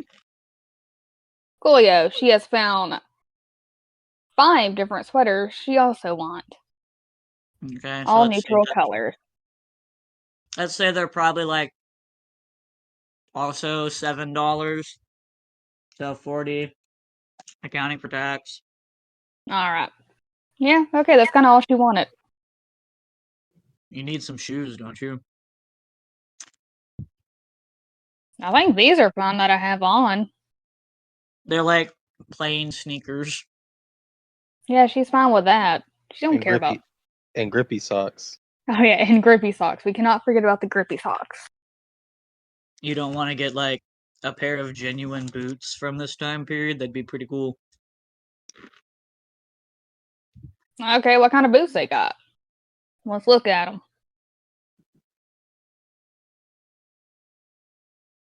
We love the clunky 70s heels.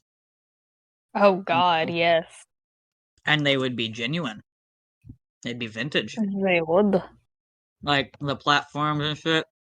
Yeah, like the go-go boots. Mm-hmm. And also like they're really cute, clunky, like platform heels. You know what I'm talking about? Yeah, yeah. Like, I guess Julie would just get like one pair of shoes. It's gonna be the go-go boots though. Black. black go-go boots. Oh yeah. Yep. I'm gonna say those were probably like $15 because they're go-go boots and they're fancy. Yeah. So,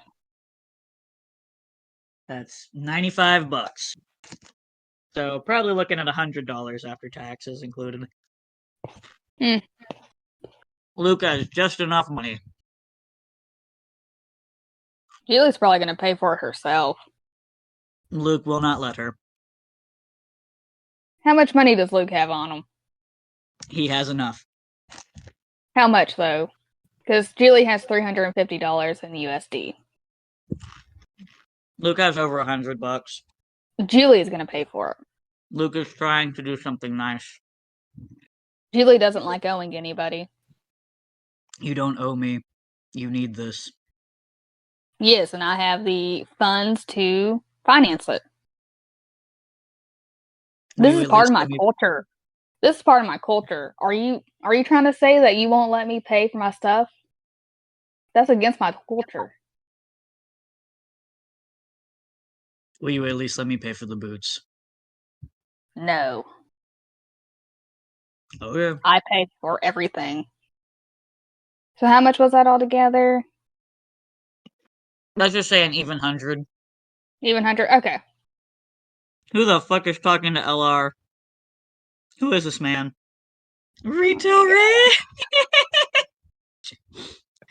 What the fuck is... Why are they fighting in the bookstore?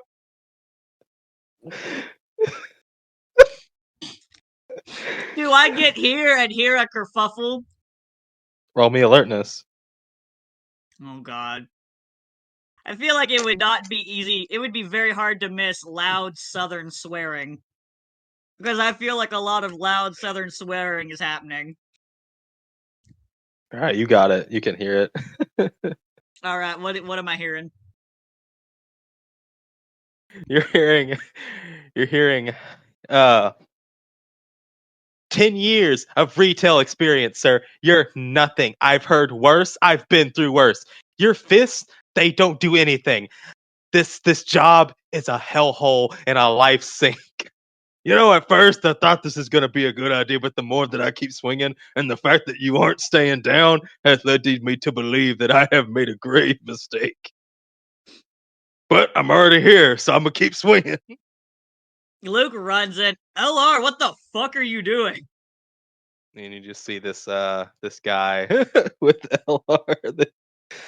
They're both kind of a bit, you know, uh, ruffled up, and there's magazines and stuff everywhere. And LR's just like, "Oh hey, how you guys doing? I didn't expect to see you here." We needed to get Julie some clothes. Why are you assaulting a random retail worker? I ain't Why? assault. A Playboy magazines all over the floor. Well, if you must know, I happen to be a connoisseur of particular things, but I also constantly drink respect women juice. And this Neanderthal had the audacity to see me carousing through the selection of bodacious magazines and threw an off-kilter comment that I didn't pretty much like.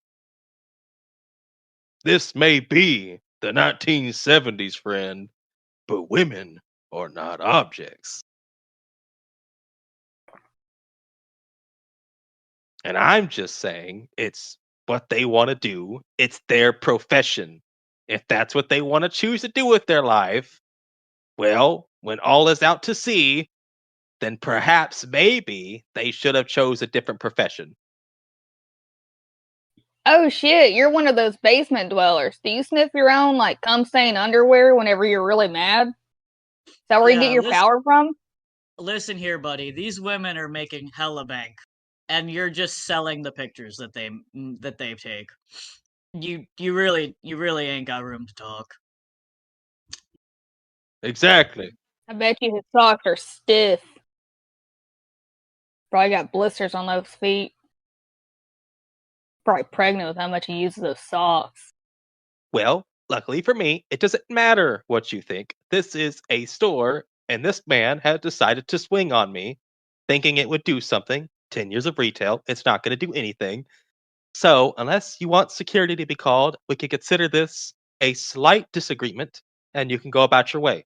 Or I'm going to call security, and since you two random people decided you wanted to jump in, I'll say you're also a part of it. And so you Are you also being will get thrown racist out. because I'm Asian? Is that what's happening here? Do I have the No. right to sue? No. You're doing this because I'm Asian, because you have a thing. I didn't say anything against anything here.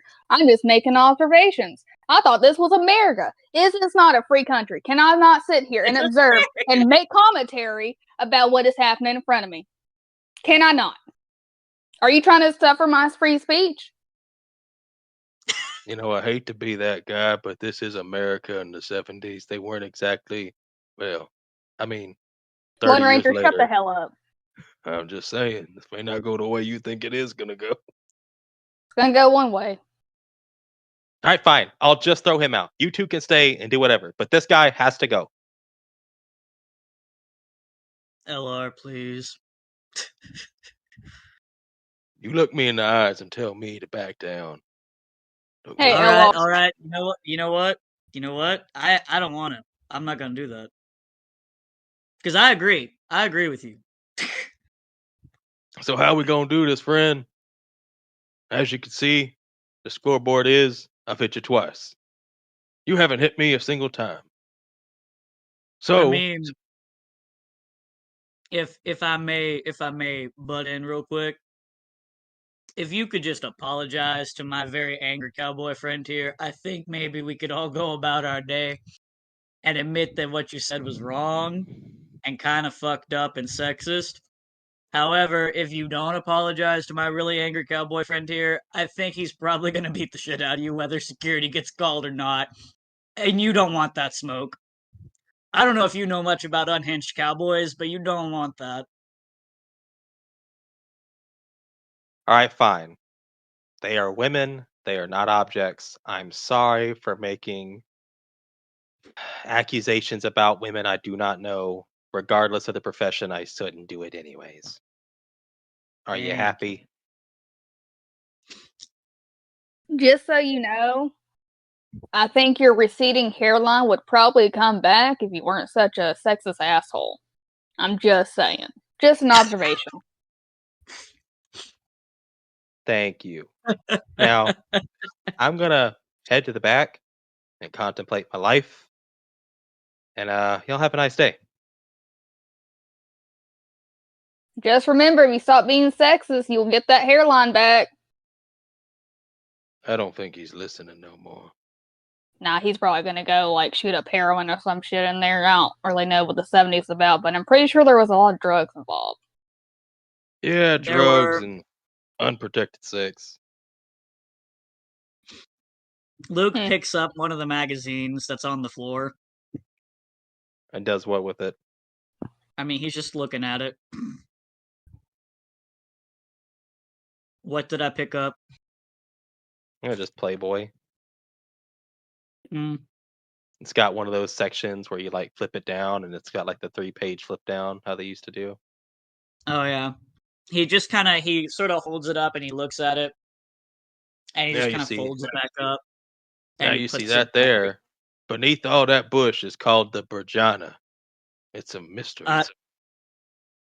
LR, I might be gay, but I know how anatomy works. I'm a doctor. A gay doctor. Yes, but I take the time to learn about everything so I can properly treat my patients. I'm on to you. Alright.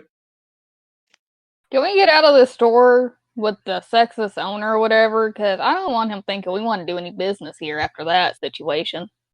Yeah, it's the 70s. Not even a lick of gay shit in here. I thought you Damn weren't shame. gay. I'm not gay. Doesn't mean I can't enjoy fine literature. Alright. So, did Hayakawa kick you off your own ship, or what? Why are you here? That obvious, huh? Luke just kind of nods. Well, yeah, he apparently said I talk too much. Can you believe that? In fact, it was him that was doing all the talking. What was he talking about? Oh, about a little bit of everything, this and that. He talked so much it became a blur. I just can't remember it. But man, did he never shut up. Rattling on and on and on about everything. Uh-huh. Yep, that totally sounds like Hayakawa. Really conceited fella, only talking about himself and his problems. What an Yep. asshole. Asshole is a strong word. Anyway, what are y'all doing? Julie needed clothes. Yeah, I've been wearing sweats for like a whole week. I mean, they kind of fit you though, right? What The is that sweat? supposed to mean? I mean, never mind. I'm gonna let it go. Nah, continue that thought. I want to hear what you got to say. Go ahead, continue. Tell me what you're going to say. Share with the class, LR. Are you sure you really want me to do that? I mean, it can't be anything worse than Sunshine Incorporation, so. All right, fair enough. It's just, I get the vibe that you just stepped out of like a mental facility.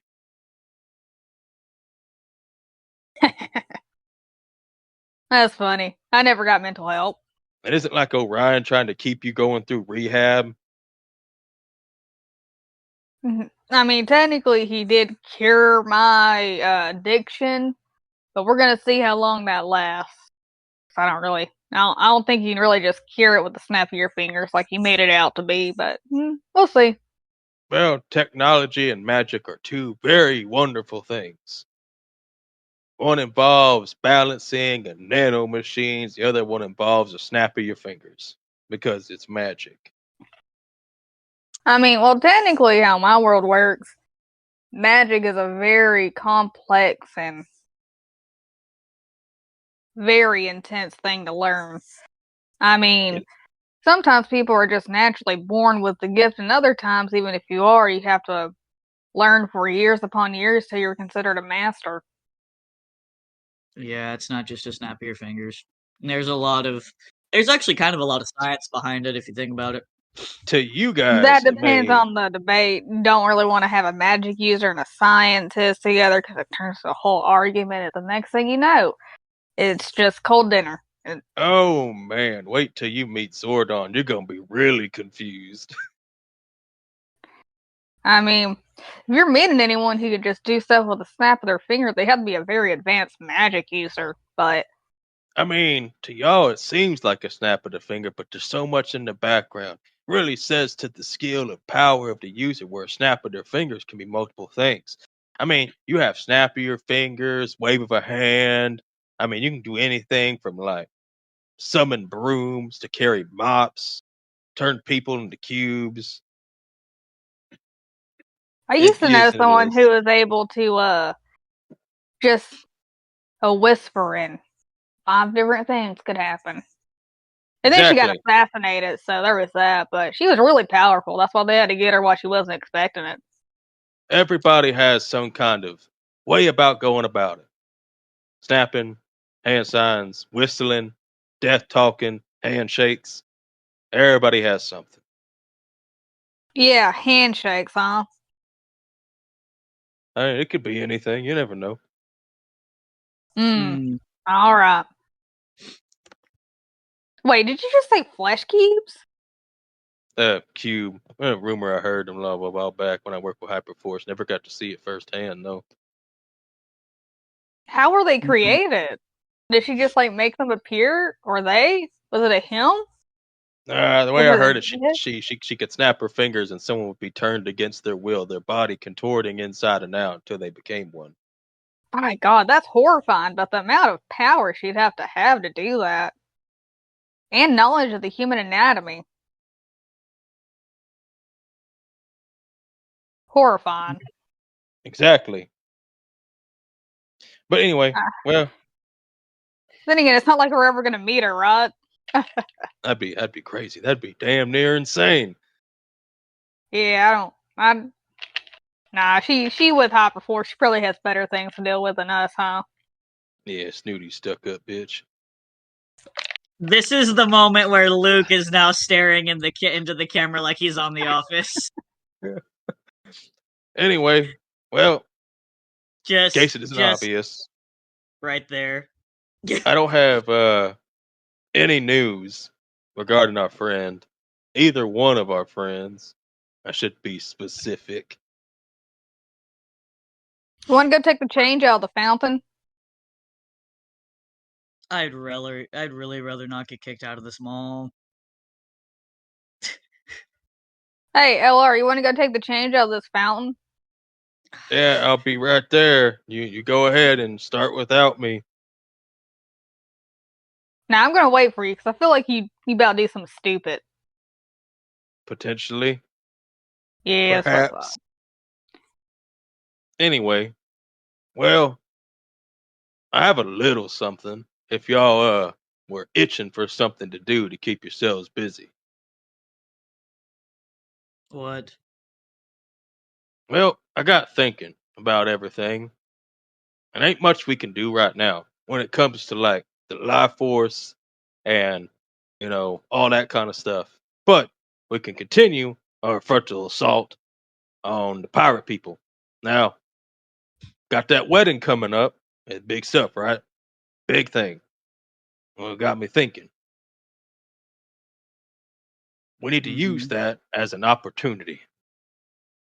do some real damage.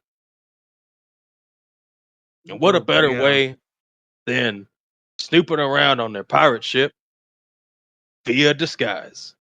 So we take out a couple of people, monsters. You let me take them back to my ship. I use the technology. I dismantle them, for better or worse. I come up with a bit of disguise, so when y'all get there, y'all can flip these disguises on and go about the ship without having to worry about being caught. I mean, sure. I feel like we probably have cloaking technology that we could use, but I don't know how effective it would be. So Well, sure. not to toot my existential horn, this is tech, hyperforce, never confiscated.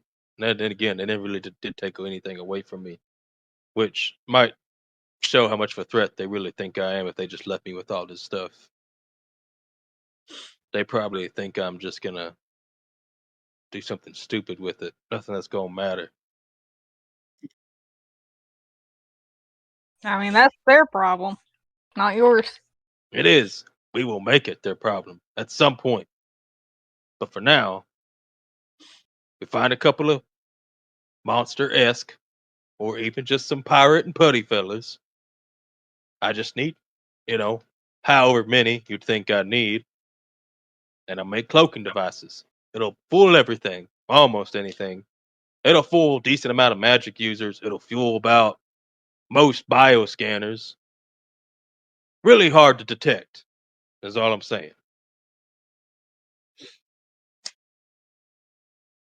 Okay. I mean, come on, wouldn't it be funny if Javier disguised himself as a little putty patroller and someone said the line, "Aren't you a little short to be a putty patroller?"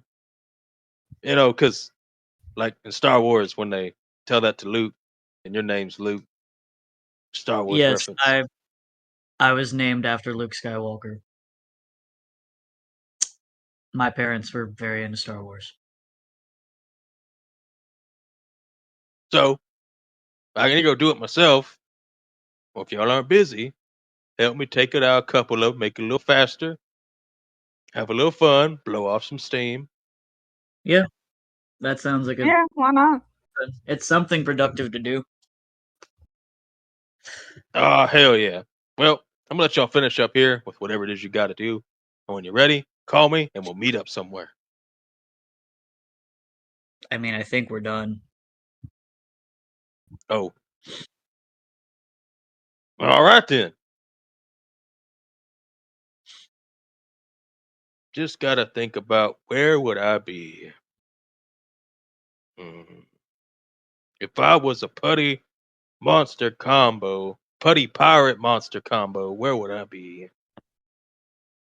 Probably annoying some random group of civilians. That's what they seem to be best at. Alrighty then. Well, I guess I can just. You're probably right. Any kind of park, anything. We'll just go from one to one until we find them. I think That that'll means work. I get to ride Taka more, so I'm fine with that. We ask Allie to take the clothes. Yep, take the Please. clothes. Oh. Unless Julie would like to change into some of the clothes real quick in the bathroom.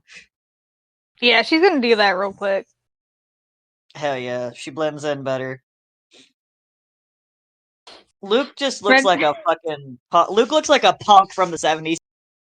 So he's got like long sleeve undershirt. He's got the queen sweatshirt, long sleeve shirt, whatever. He's got the ratty ass blue jean jacket. He's got like some dark wash jeans. He's got his riding boots on, so they're like these tall, like these almost knee high Doc Martens. Hell yeah. Julie's just wearing a black sweater, bell bottoms, and go-go boots. Hell yeah. Probably needs a jacket.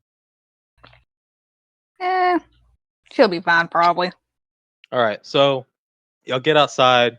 You get on Taka.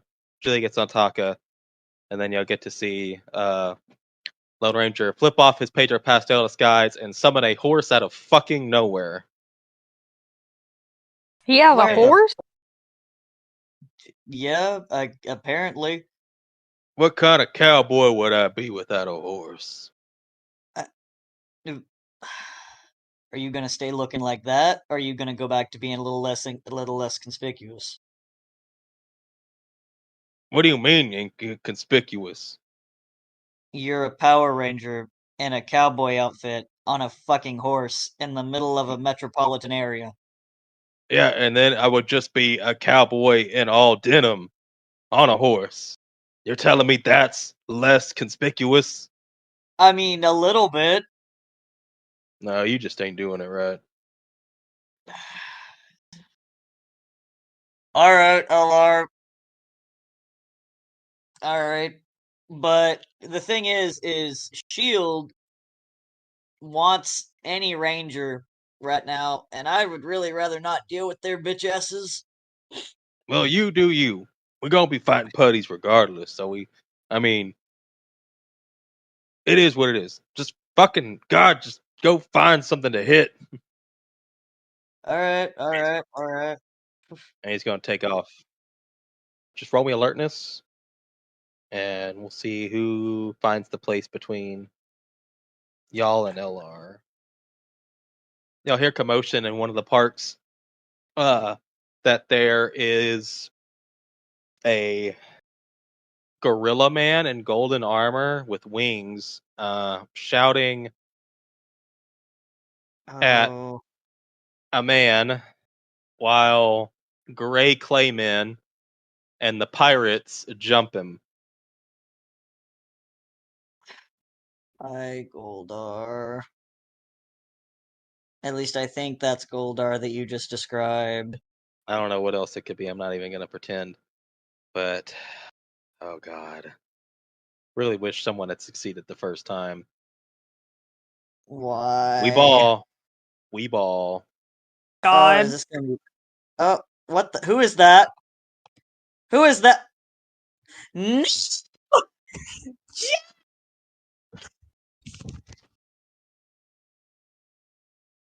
Find some putties. I'm just gonna put some baddies and Goldar fighting a fucking... I know what that is. Great. Great. We love it here. Is there more than one of them? No. Oh, Goldar's big. Yeah, his size in the book is large. Goldar big. He lorg. He big. So He am. y'all are gonna pull up here at the bottom. Yep. Skirt. Luke will notify. Fucking neon. Hang on. What's the Akira style? Yes. So you alert LR. Y'all meet up here. Yep. Y'all pull up, and you see Goldar atop, shouting something as 3 pirates and 3 putty patrollers are ganged up on what appears to be a Power Ranger. Yeah, you could say that. Now, did I miss something? 'Cause what the hell is that? I think that might be. I think that might be the Life Force's replacement. One of them. Ah, well, you see, I couldn't tell, 'cause apparently the American government sucks ass and forgets when you make a Power Ranger, you gotta do, I don't know, throw in some fucking color. If I see the rest and It's they the- all and they don't have any goddamn color, I swear to God. It's the American fucking government. It sucks the life out of everything, LR. What do you expect? You right. So he's getting jumped, and but we need some of those guys. And look, there's Goldar right there. If we can take him out, maybe take this guy out. Do you want me to try singing them to sleep real quick? No, that's too easy. I'm just saying that's like her least fighty option is me trying. I mean, there's no chance of me actually succeeding or anything. Look, I came out here, I don't know about y'all, to hit things. Or shoot them. It's no I fun mean, if they aren't moving when I do it. What if I sing them all to sleep except Goldar? I'm kind of with LR here. I kind of just want to punch something. I also, I really don't want to hurt Goldar. What? What? Alright. Does that mean we need a morph?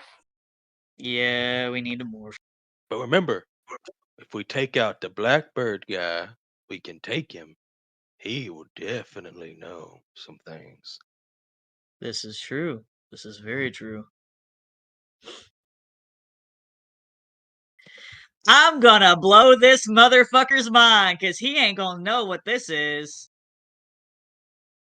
Huh? There we go. They What are you only know using? about the green. They only know about the Green Pit Viper Ranger. They don't know shit about Red Turbo. About fucking time, thank God. He's not gonna know who the fuck this is. Nope. Shift into turbo, red lightning turbo power, and then like the key. It's morphing time. She's saying this in Korean. She Mhm. hits her thing, does like a little backflip, anime magical girl transformation. Pink Ranger, power, Korean bomb. She says in Korean. And then LR's just like, it's morphin' time, Stone Toad power.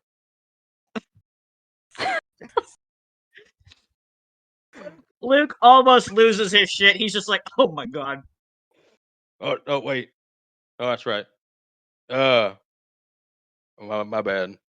I just got caught up in the moment. And then he turns back. No, I think it would have been fucking hilarious if Stone Cold Steve Austin dressed as Toad beat the fuck out of these guys. Alright, it's morphin' time, Stone Toad power. Hell yeah. Can I just you know who Stone Cold is, right? Who? Right? Oh god. Who? Can you just say what for me? What? Yeah. So bonuses, y'all morphed as a team. Y'all are going first. Y'all get to the scene. You see that the guy's being jumped. You all transform, including Stone Toad Steve Austin. So Luke, you will go first. There's a bunch of these bastards. Where is my blaster? Let's see if I can shoot something today. I'm gonna shoot this putty on the left here. Okay, that's an evasion of 11.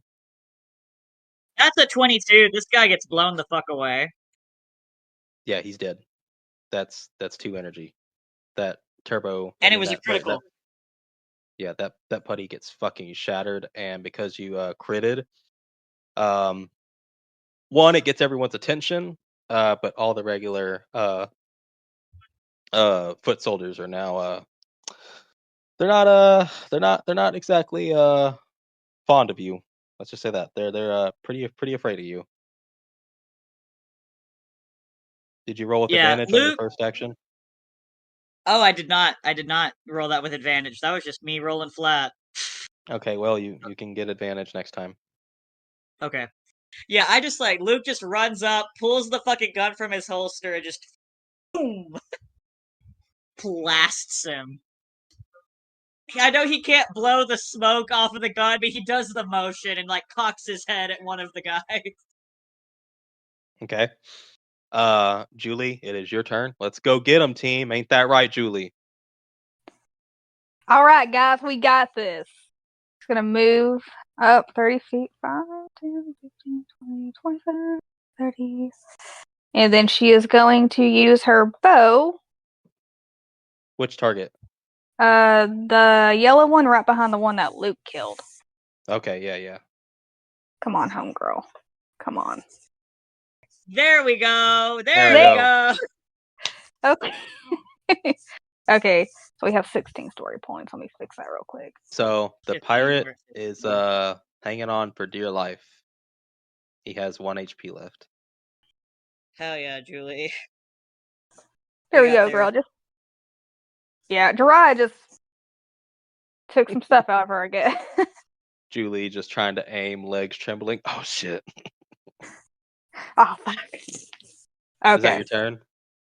Yes. So it's now Stone Toad Steve Austin's turn. Stone Toad. This poor shield agent ain't gonna know what the fuck hit him. Alright, so he's gonna walk up to this fucking pirate. What is your regular DC? 14 toughness, health 2. Oh boy, you're about to get fucked up. Stone Toad Steve Austin walks up, Stone Cold walks up to this pirate and then hits it with a stunner that makes it explode.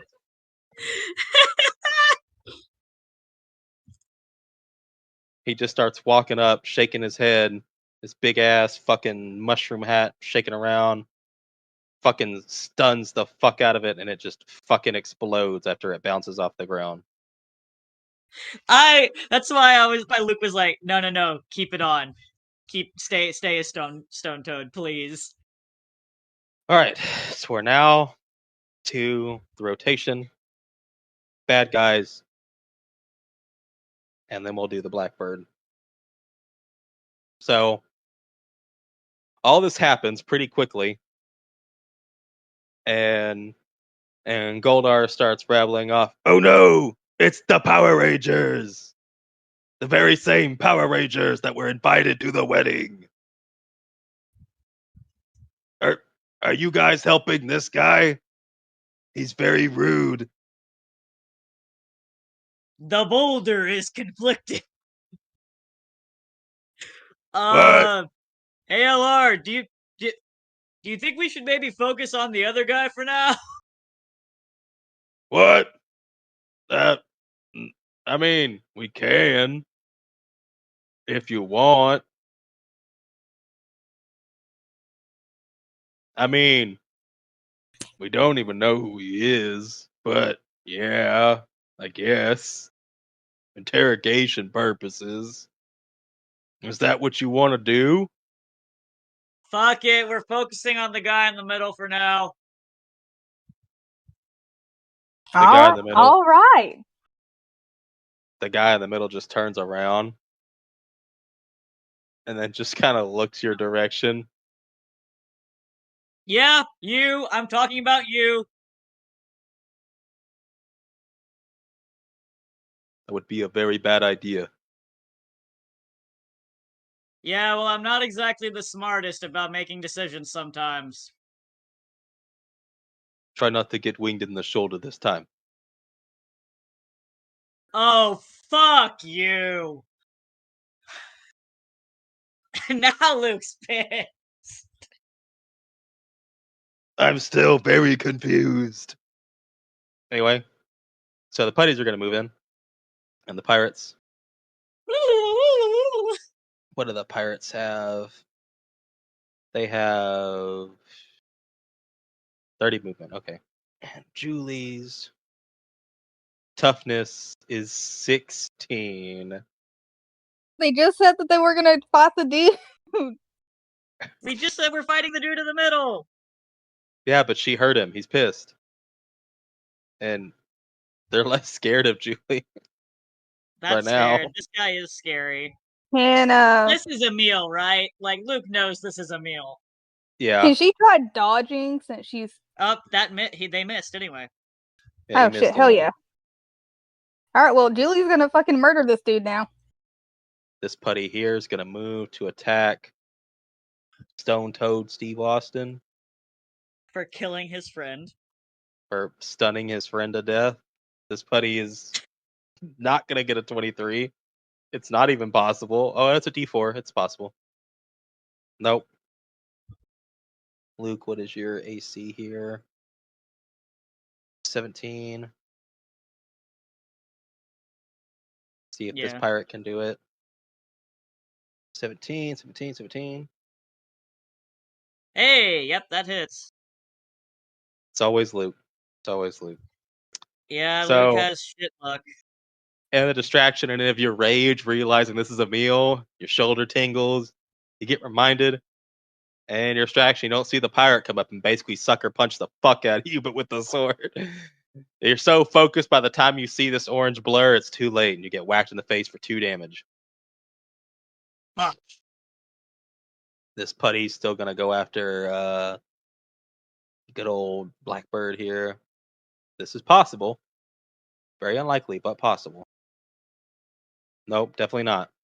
All right. Now it's Emil's turn. That is a 13 on this putty. That's a success.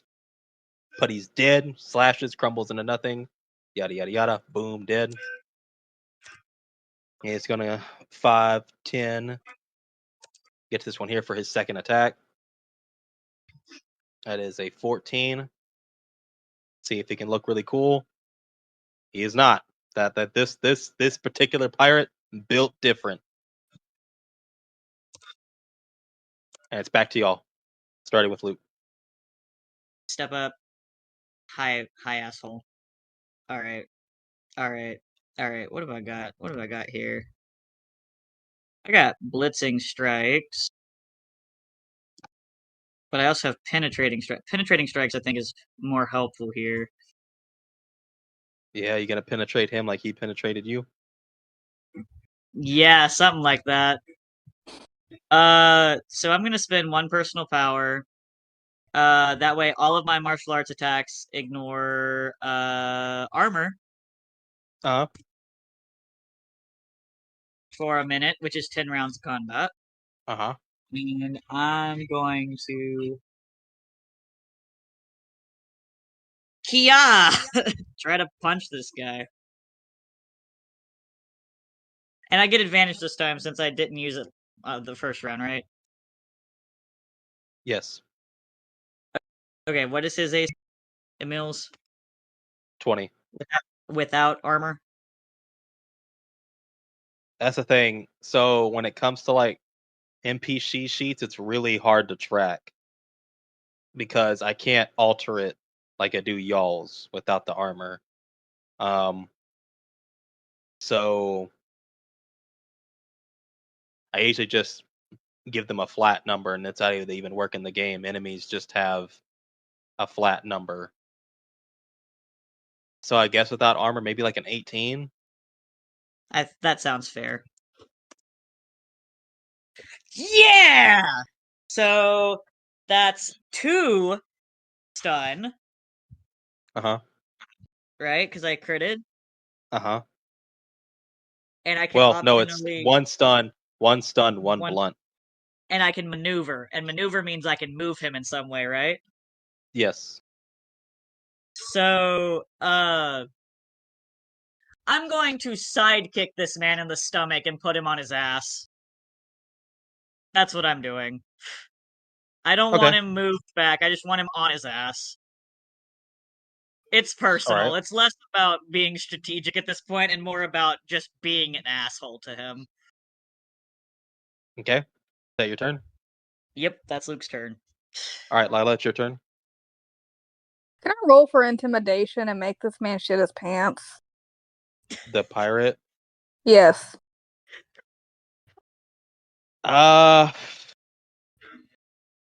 Technically, no, because they don't shit.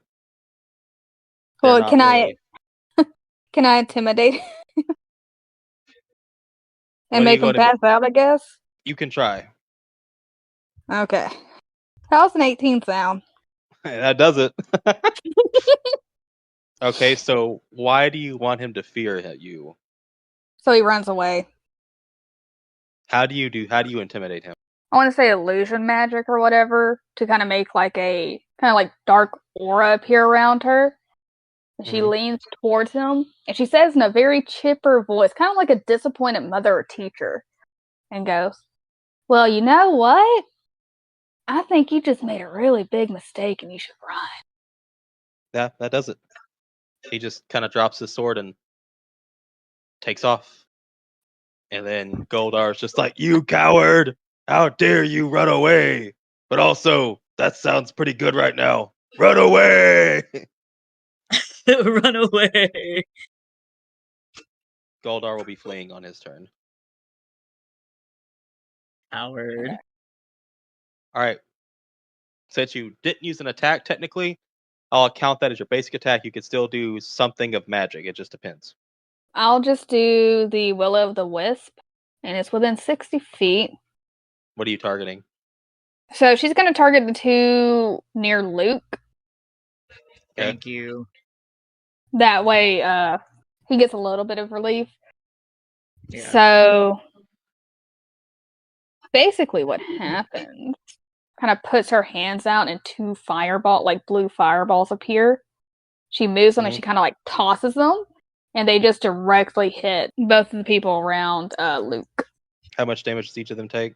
1 fire damage for each fireball, so it'd be like Yeah, 1 it's fire multi-weapon 3. Each one costs 1 point. You can either Yeah. dump 3 into 1 or split it up between so many. Yeah, so yeah, just 1 fireball. So each of them 1 takes fire 1 damage. Yep. Yes. Well, the pirate next to you is worse for wear. And Emil he's still got health. Is that your turn? Okay, I'm gonna make her move to about here. Okay, that's my turn. All right, Stone Toad Steve Austin is gonna go for this other putty here. Well, this putty's fucking dead. Merc. So Stone Cold starts going rounds with this putty patroller. LR starts going around with this putty patroller, and before he knocks him out. And I'm gonna go ahead and use one of my points for that one, so he still has a second attack. And he's gonna come down to this pirate here. Use his second attack. That is a 14. And he's going to try to hit this one. If not, I'm not going to use another point. All right, he misses this one. All right, that is everybody's turn. Back to Goldar. Goldar is running away. Now it's just good old pal buddy here. So it's now Emil's turn. Emil is going to use one of his powers called Smokescreen. Smokescreen can be deployed at any state unless in water, as long as the target is able to move their arms. So he's not bound, he's just on his ass. He's going to throw the smoke screen. We're going to roll to see how much coverage it has. He would have to get a 20 or a D2 to encompass all of y'all, so that way y'all can't see him. So let's see what he gets. A 4. So 40 feet are encompassed. Y'all are encompassed in darkness. He drops the smoke screen. Y'all can't see him, so you cannot attack. Opportunity attack. He's gonna have to spend half his movement to get back up. He's gonna jump up on here, up on these podiums, and then prepare his contingency action. Which I'm gonna be fair. If y'all try to shoot him or whatever, he's gonna teleport away. So it is now y'all's turn. I'm telling y'all that he's gonna shoot. He's gonna teleport away if y'all try to attack him. So that way y'all know y'all have an option to potentially talk to him. What's this about? Fucking running? It's strategic. Oh, strategic retreat, my fucking ass. You're just scared because I put you on your ass. You got lucky. You want to test that? Do you? I think I might want to. Come down here. Or are you gonna strategically continue to retreat? Strategically retreat. I said it was strategic. I didn't say anything about retreating. Well, you ran away, didn't you? It's called a distraction. Well, you have my full attention now. I do. But unfortunately, well, I thought he would already be here. Oh, are you trying to call backup? Afraid that you're gonna get your ass kicked all by yourself? Well, I didn't expect you to show up. A one-on-one fight would be much preferred, but you have your friends and that maniac in the blue vest. You calling Daddy Ross? Is that what you're doing? I didn't call him. They're orders. He told me what to do, and I did them. Oh, the whole good soldiers follow orders thing? Yeah, maybe Jackie would still be around if she hadn't disobeyed. Maybe you'd have a little bit more fun if there wasn't such a stick up your ass. You know, she talked, right? Told us things. Like what? We didn't believe it at first, given the fact that we managed to somehow get a matching DNA off of one of you. We thought perhaps maybe time travelers. When we were wrong. We were technically wrong. Not time travelers, but people from other worlds. Not so different from ours. She told us you didn't belong here. And some man said that y'all fucked things up pretty bad. I mean, after all, you want to save Jackie, and yet you got two of her friends killed. Pretty low blow, if you ask me.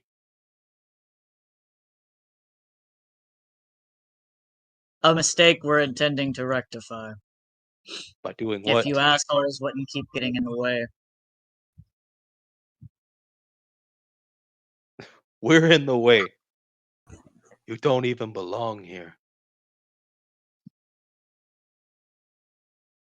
I suggest you leave.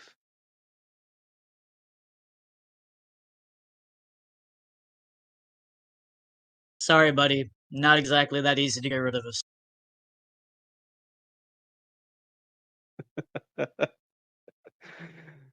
This is oh oh man. I'll give you a good hint. A little something to think about. I might be disobeying orders on this one. But your friend came looking for Jackie, caused quite the ruckus. Well, he found Jackie. And Well, I guess he was expecting her to be a lot more lively than she was. oh, you fucking didn't. Harboring a fugitive, a murderer, a monster.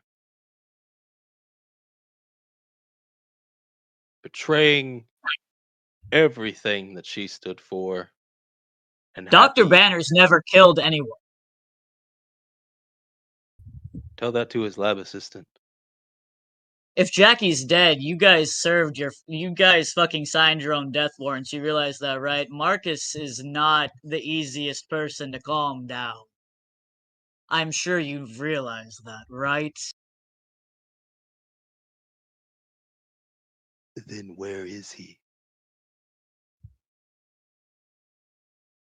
It's a great fucking question, isn't it? A great question.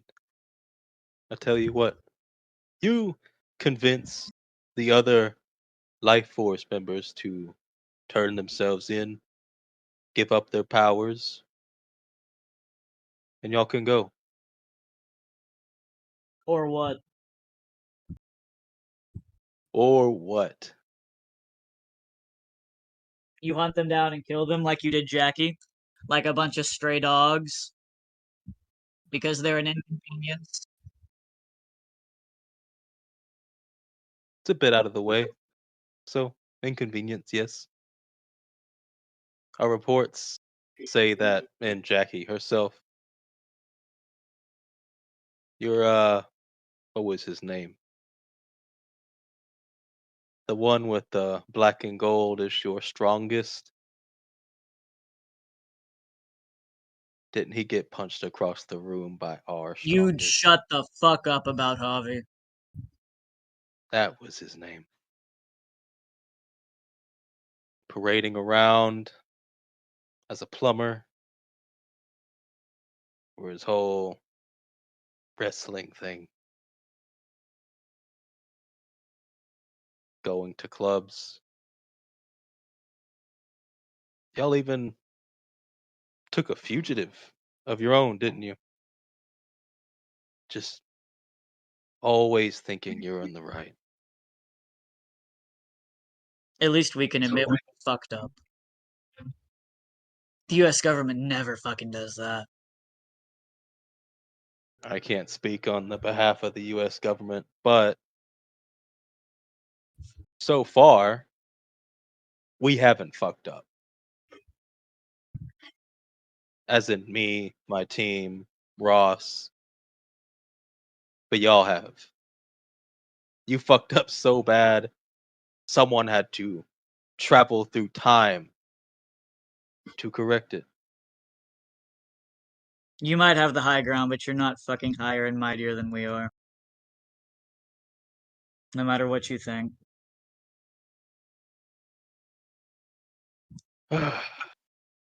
Well,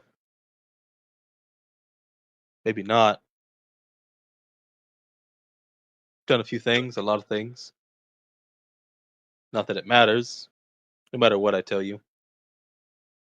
You won't live long enough for me to care. Bold of you to assume. Well, you've got a few seconds at most. And then the point of no return. So are you going to stand here? Or are you going to take the time to consider my offer? You can either die here today, or you can run to Life Force, tell them Jackie's dead, and then maybe they'll turn themselves in, and you don't have to die today. Or do you? I mean, I would say, I guess she would run away. You might only care about running away because your friends might be dead. If you don't, the footage didn't really exactly showing you running away when you were fighting those other Rangers, and while Moreland and Ed fought for their lives against your friend you parade yourself around with. He's not our fucking friend. He's a necessary ally at the unfortunate moment. Cowboy friend sure seems to be pretty close with him. That's all I'm saying. And in my book, the company you keep, regardless, doesn't look good. To be fair, neither does yours, really. Well, mine's just bigger than yours. Oh, is it about size? I'm just saying, time is running out. Yeah. What's it gonna be?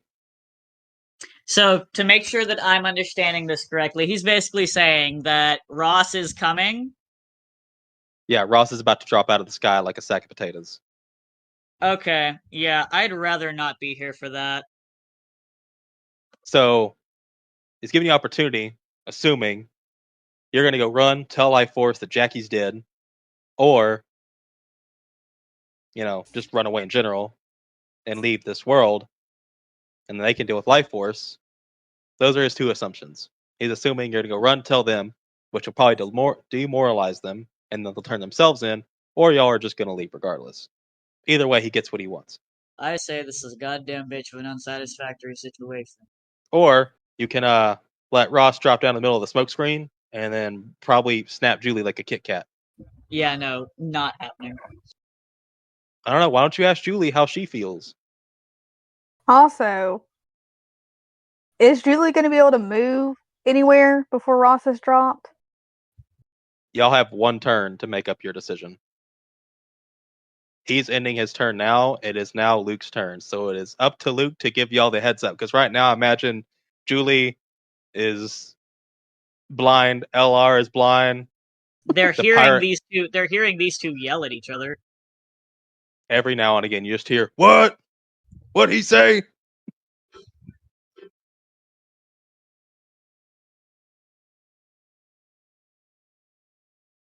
All right. It's your turn, Luke. What are you doing? He's gonna put his finger up to his ear for both LR and Julie on comms. We're fucking leaving. What? What you say? He heard that. It was on comms. I know. He's just fucking with you. We're fucking leaving. Why are we leaving? I can't see. Ross is about to drop in like a goddamn hot potato, and I'm not about to be here for that. Well, you can run, you yellow belly coward. LR, shut the fuck up and do one thing for me. Please. We need to talk. All right, fine. Fair enough. And Julie, how do you respond? Don't we need like 2 of these putty people's body before we leave?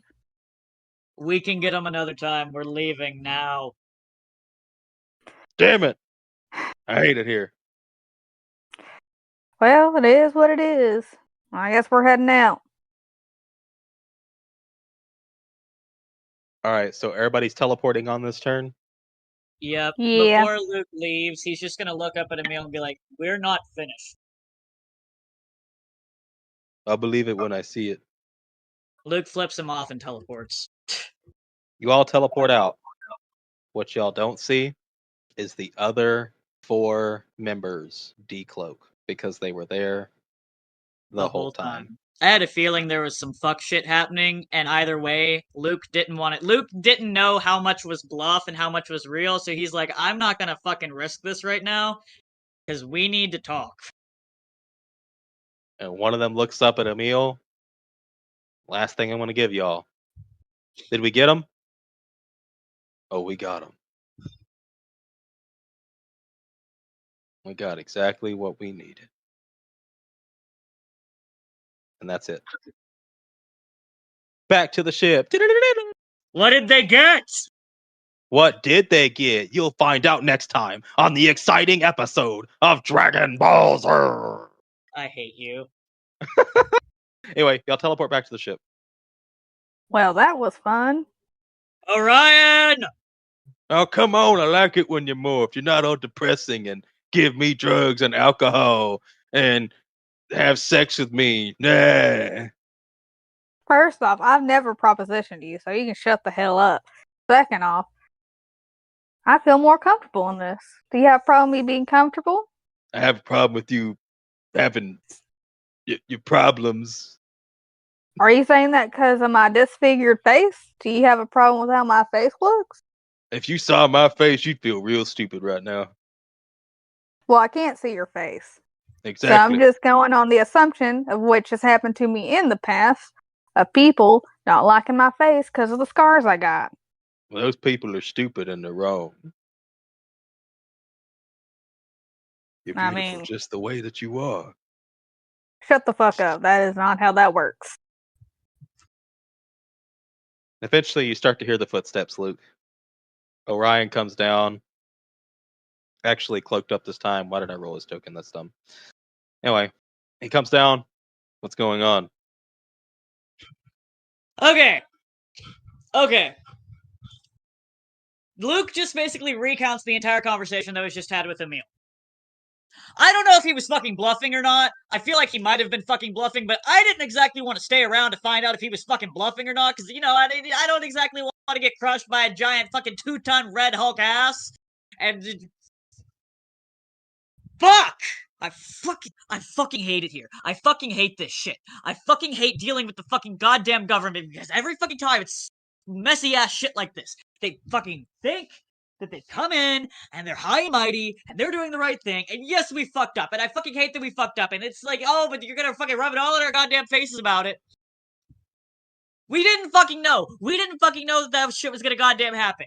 And then, yeah, we fucked up. We really fucked up. And now apparently, Jackie's fucking dead. Which I don't know if he was fucking telling the truth about that or not. I don't fucking know how much of that was bullshit or how much of that was just him trying to fucking get a rise out of me. Well, it fucking worked. God fucking knows where the hell Marcus is. I see. This is whether he is telling the truth or not. It's a goddamn bitch of an unsatisfactory situation is what the fuck it is. You can't tell the team. Life Force? Yes.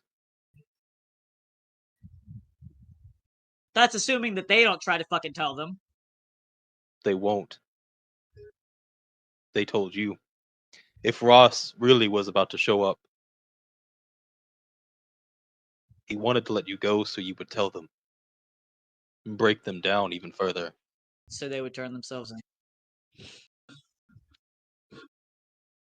And give you a way out. Maybe he would expect you to come running and we would just leave. Which we're not going to. Which No. I don't fucking believe for a second that Marcus didn't go goddamn ape shit.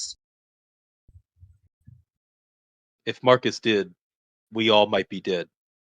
And if we were dead, we would probably be aware of it.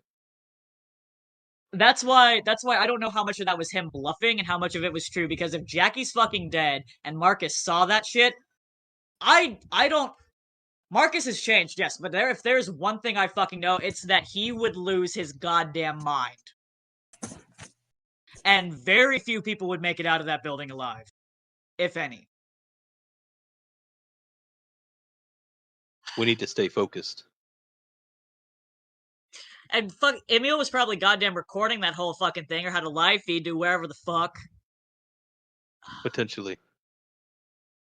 Lone Ranger, you still have nothing on Jackie. No, Hayakawa hasn't gotten a hold of me. Has he gotten a hold of one of y'all? We need to talk to him now. That would probably be for the best, yes. Hayakawa. This is Hayakawa. Hey, do you have anything at all? Well, I didn't find Jackie. But, well, Orion, can you hear me? Yes. Look, use your vision. Look towards the Atlantic Ocean. Orion starts to turn, move his head around, and angles it. And you see his eyes glow. Oh no. Is it on fire? Is it on fire? Hayakawa, tell No. me, is it on fire? It's not on fire. But the temperature and the readings, Marcus. it's not just that. I'm reading high amounts of gamma radiation, They're fucking fighting, aren't they? which means Emil lied. Yeah, he fucking did. How fast can you get there? Me? How fast can we get there? Pretty quick. Why? I'm not about to let let my dream end how I think it's about to end. If Marcus is there by himself, he's not gonna fucking live. You and I both know that. You're right. We can't. Ellie. He walks behind Luke. Ellie said, of course, for. And I'm sorry, Joe, but there's no way Luke is dodging this. Orion's knocking Luke out.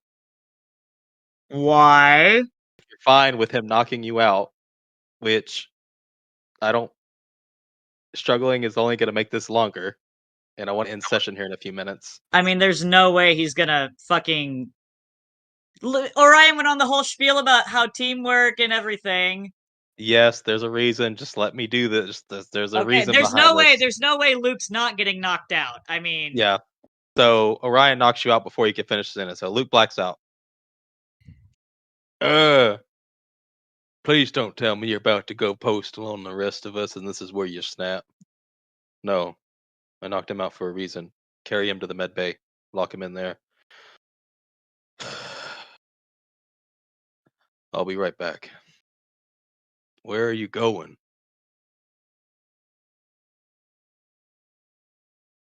Someone told me if this ever happened, I had to do something. He told me to trust him. He told me it had to be this way. He promised me. He made me promise to have it happen. Nobody's gonna like it. But I trust him. And he trusts me. So I must do what has to be done. And then Orion just fucking vanishes out of thin air. Well, Yeah. I think something bad's about to happen. Yeah, you think? God knows what's about to fucking happen. And then all the comms start getting lit up by the Life Force team. LR taps his communicator. Yeah, what's going on? Look, I don't know exactly what's going on, but Orion just came in and kidnapped Dr. Banner. Luke's not here. He can't say anything. You wanna... You do... What? Orion teleported in and he whispered something into Dr. Banner's ear. Dr. Banner just gave us all a silent nod and now they're gone. Also, we're picking up lots of temperature and radiation levels out near the Atlantic. Yeah, that's a... Oh boy. Hi, Call, if you can hear us on the channel, I'm gonna remotely pilot the Copperhead off the planet. Just in case. Well, man, Ross is gonna fucking die. A Hulk, Marcus, and Orion? Oh, he dead. It's a shame, too. I really wanted Marcus to bring back bloody Captain America's shield. Who the hell's Captain America? I don't know. Jensen Ackles, maybe. Who's Something. Jensen Ackles? Oh, come on now. Are I the can't comms believe still that one. open? Are the comms still open? Yes. Are we supposed to be hearing this? Where's Catboy? Catboy wouldn't like this. He's asleep. We're sleeping all day, actually. I'm telling you, I think Allie drugs them. That's believable. After the whole Axe fiasco that Orion told me about, it's believable. But yes, we are ending our session with a knocked out Luke. And Ross, Marcus are fighting at the raft. I think it's what it's called. And Orion just took Dr. Banner to that exact location. So we're going to see how this plays out. Fun. How joyous. But that doesn't answer the question. Is Marcus fighting Ross because Jackie was dead? Or did they just know Marcus was going to show up and Ross happened to be there and the fight broke out? That's a good question. However, I feel like Luke would have maybe had another dream if things were supposed to change. Potentially, yeah. Lots of questions, lots of things. You got to buy Julie some all 70s themed clothes. LR got into a fist fight with an assistant manager over sexist comments. Y'all then went to find some putties. Luke got to get back at Emil for shooting him in the shoulder slightly. Stone Toad Steve Austin stunned a putty so hard it exploded upon recoil. And other things happened I'm not going to mention at this time. You just had to be there for it. Yep, You just had to be there. You had to be there. You just had to be there. Orion and Luke had a decent talk, and Jiraiya got some training in. It was all good.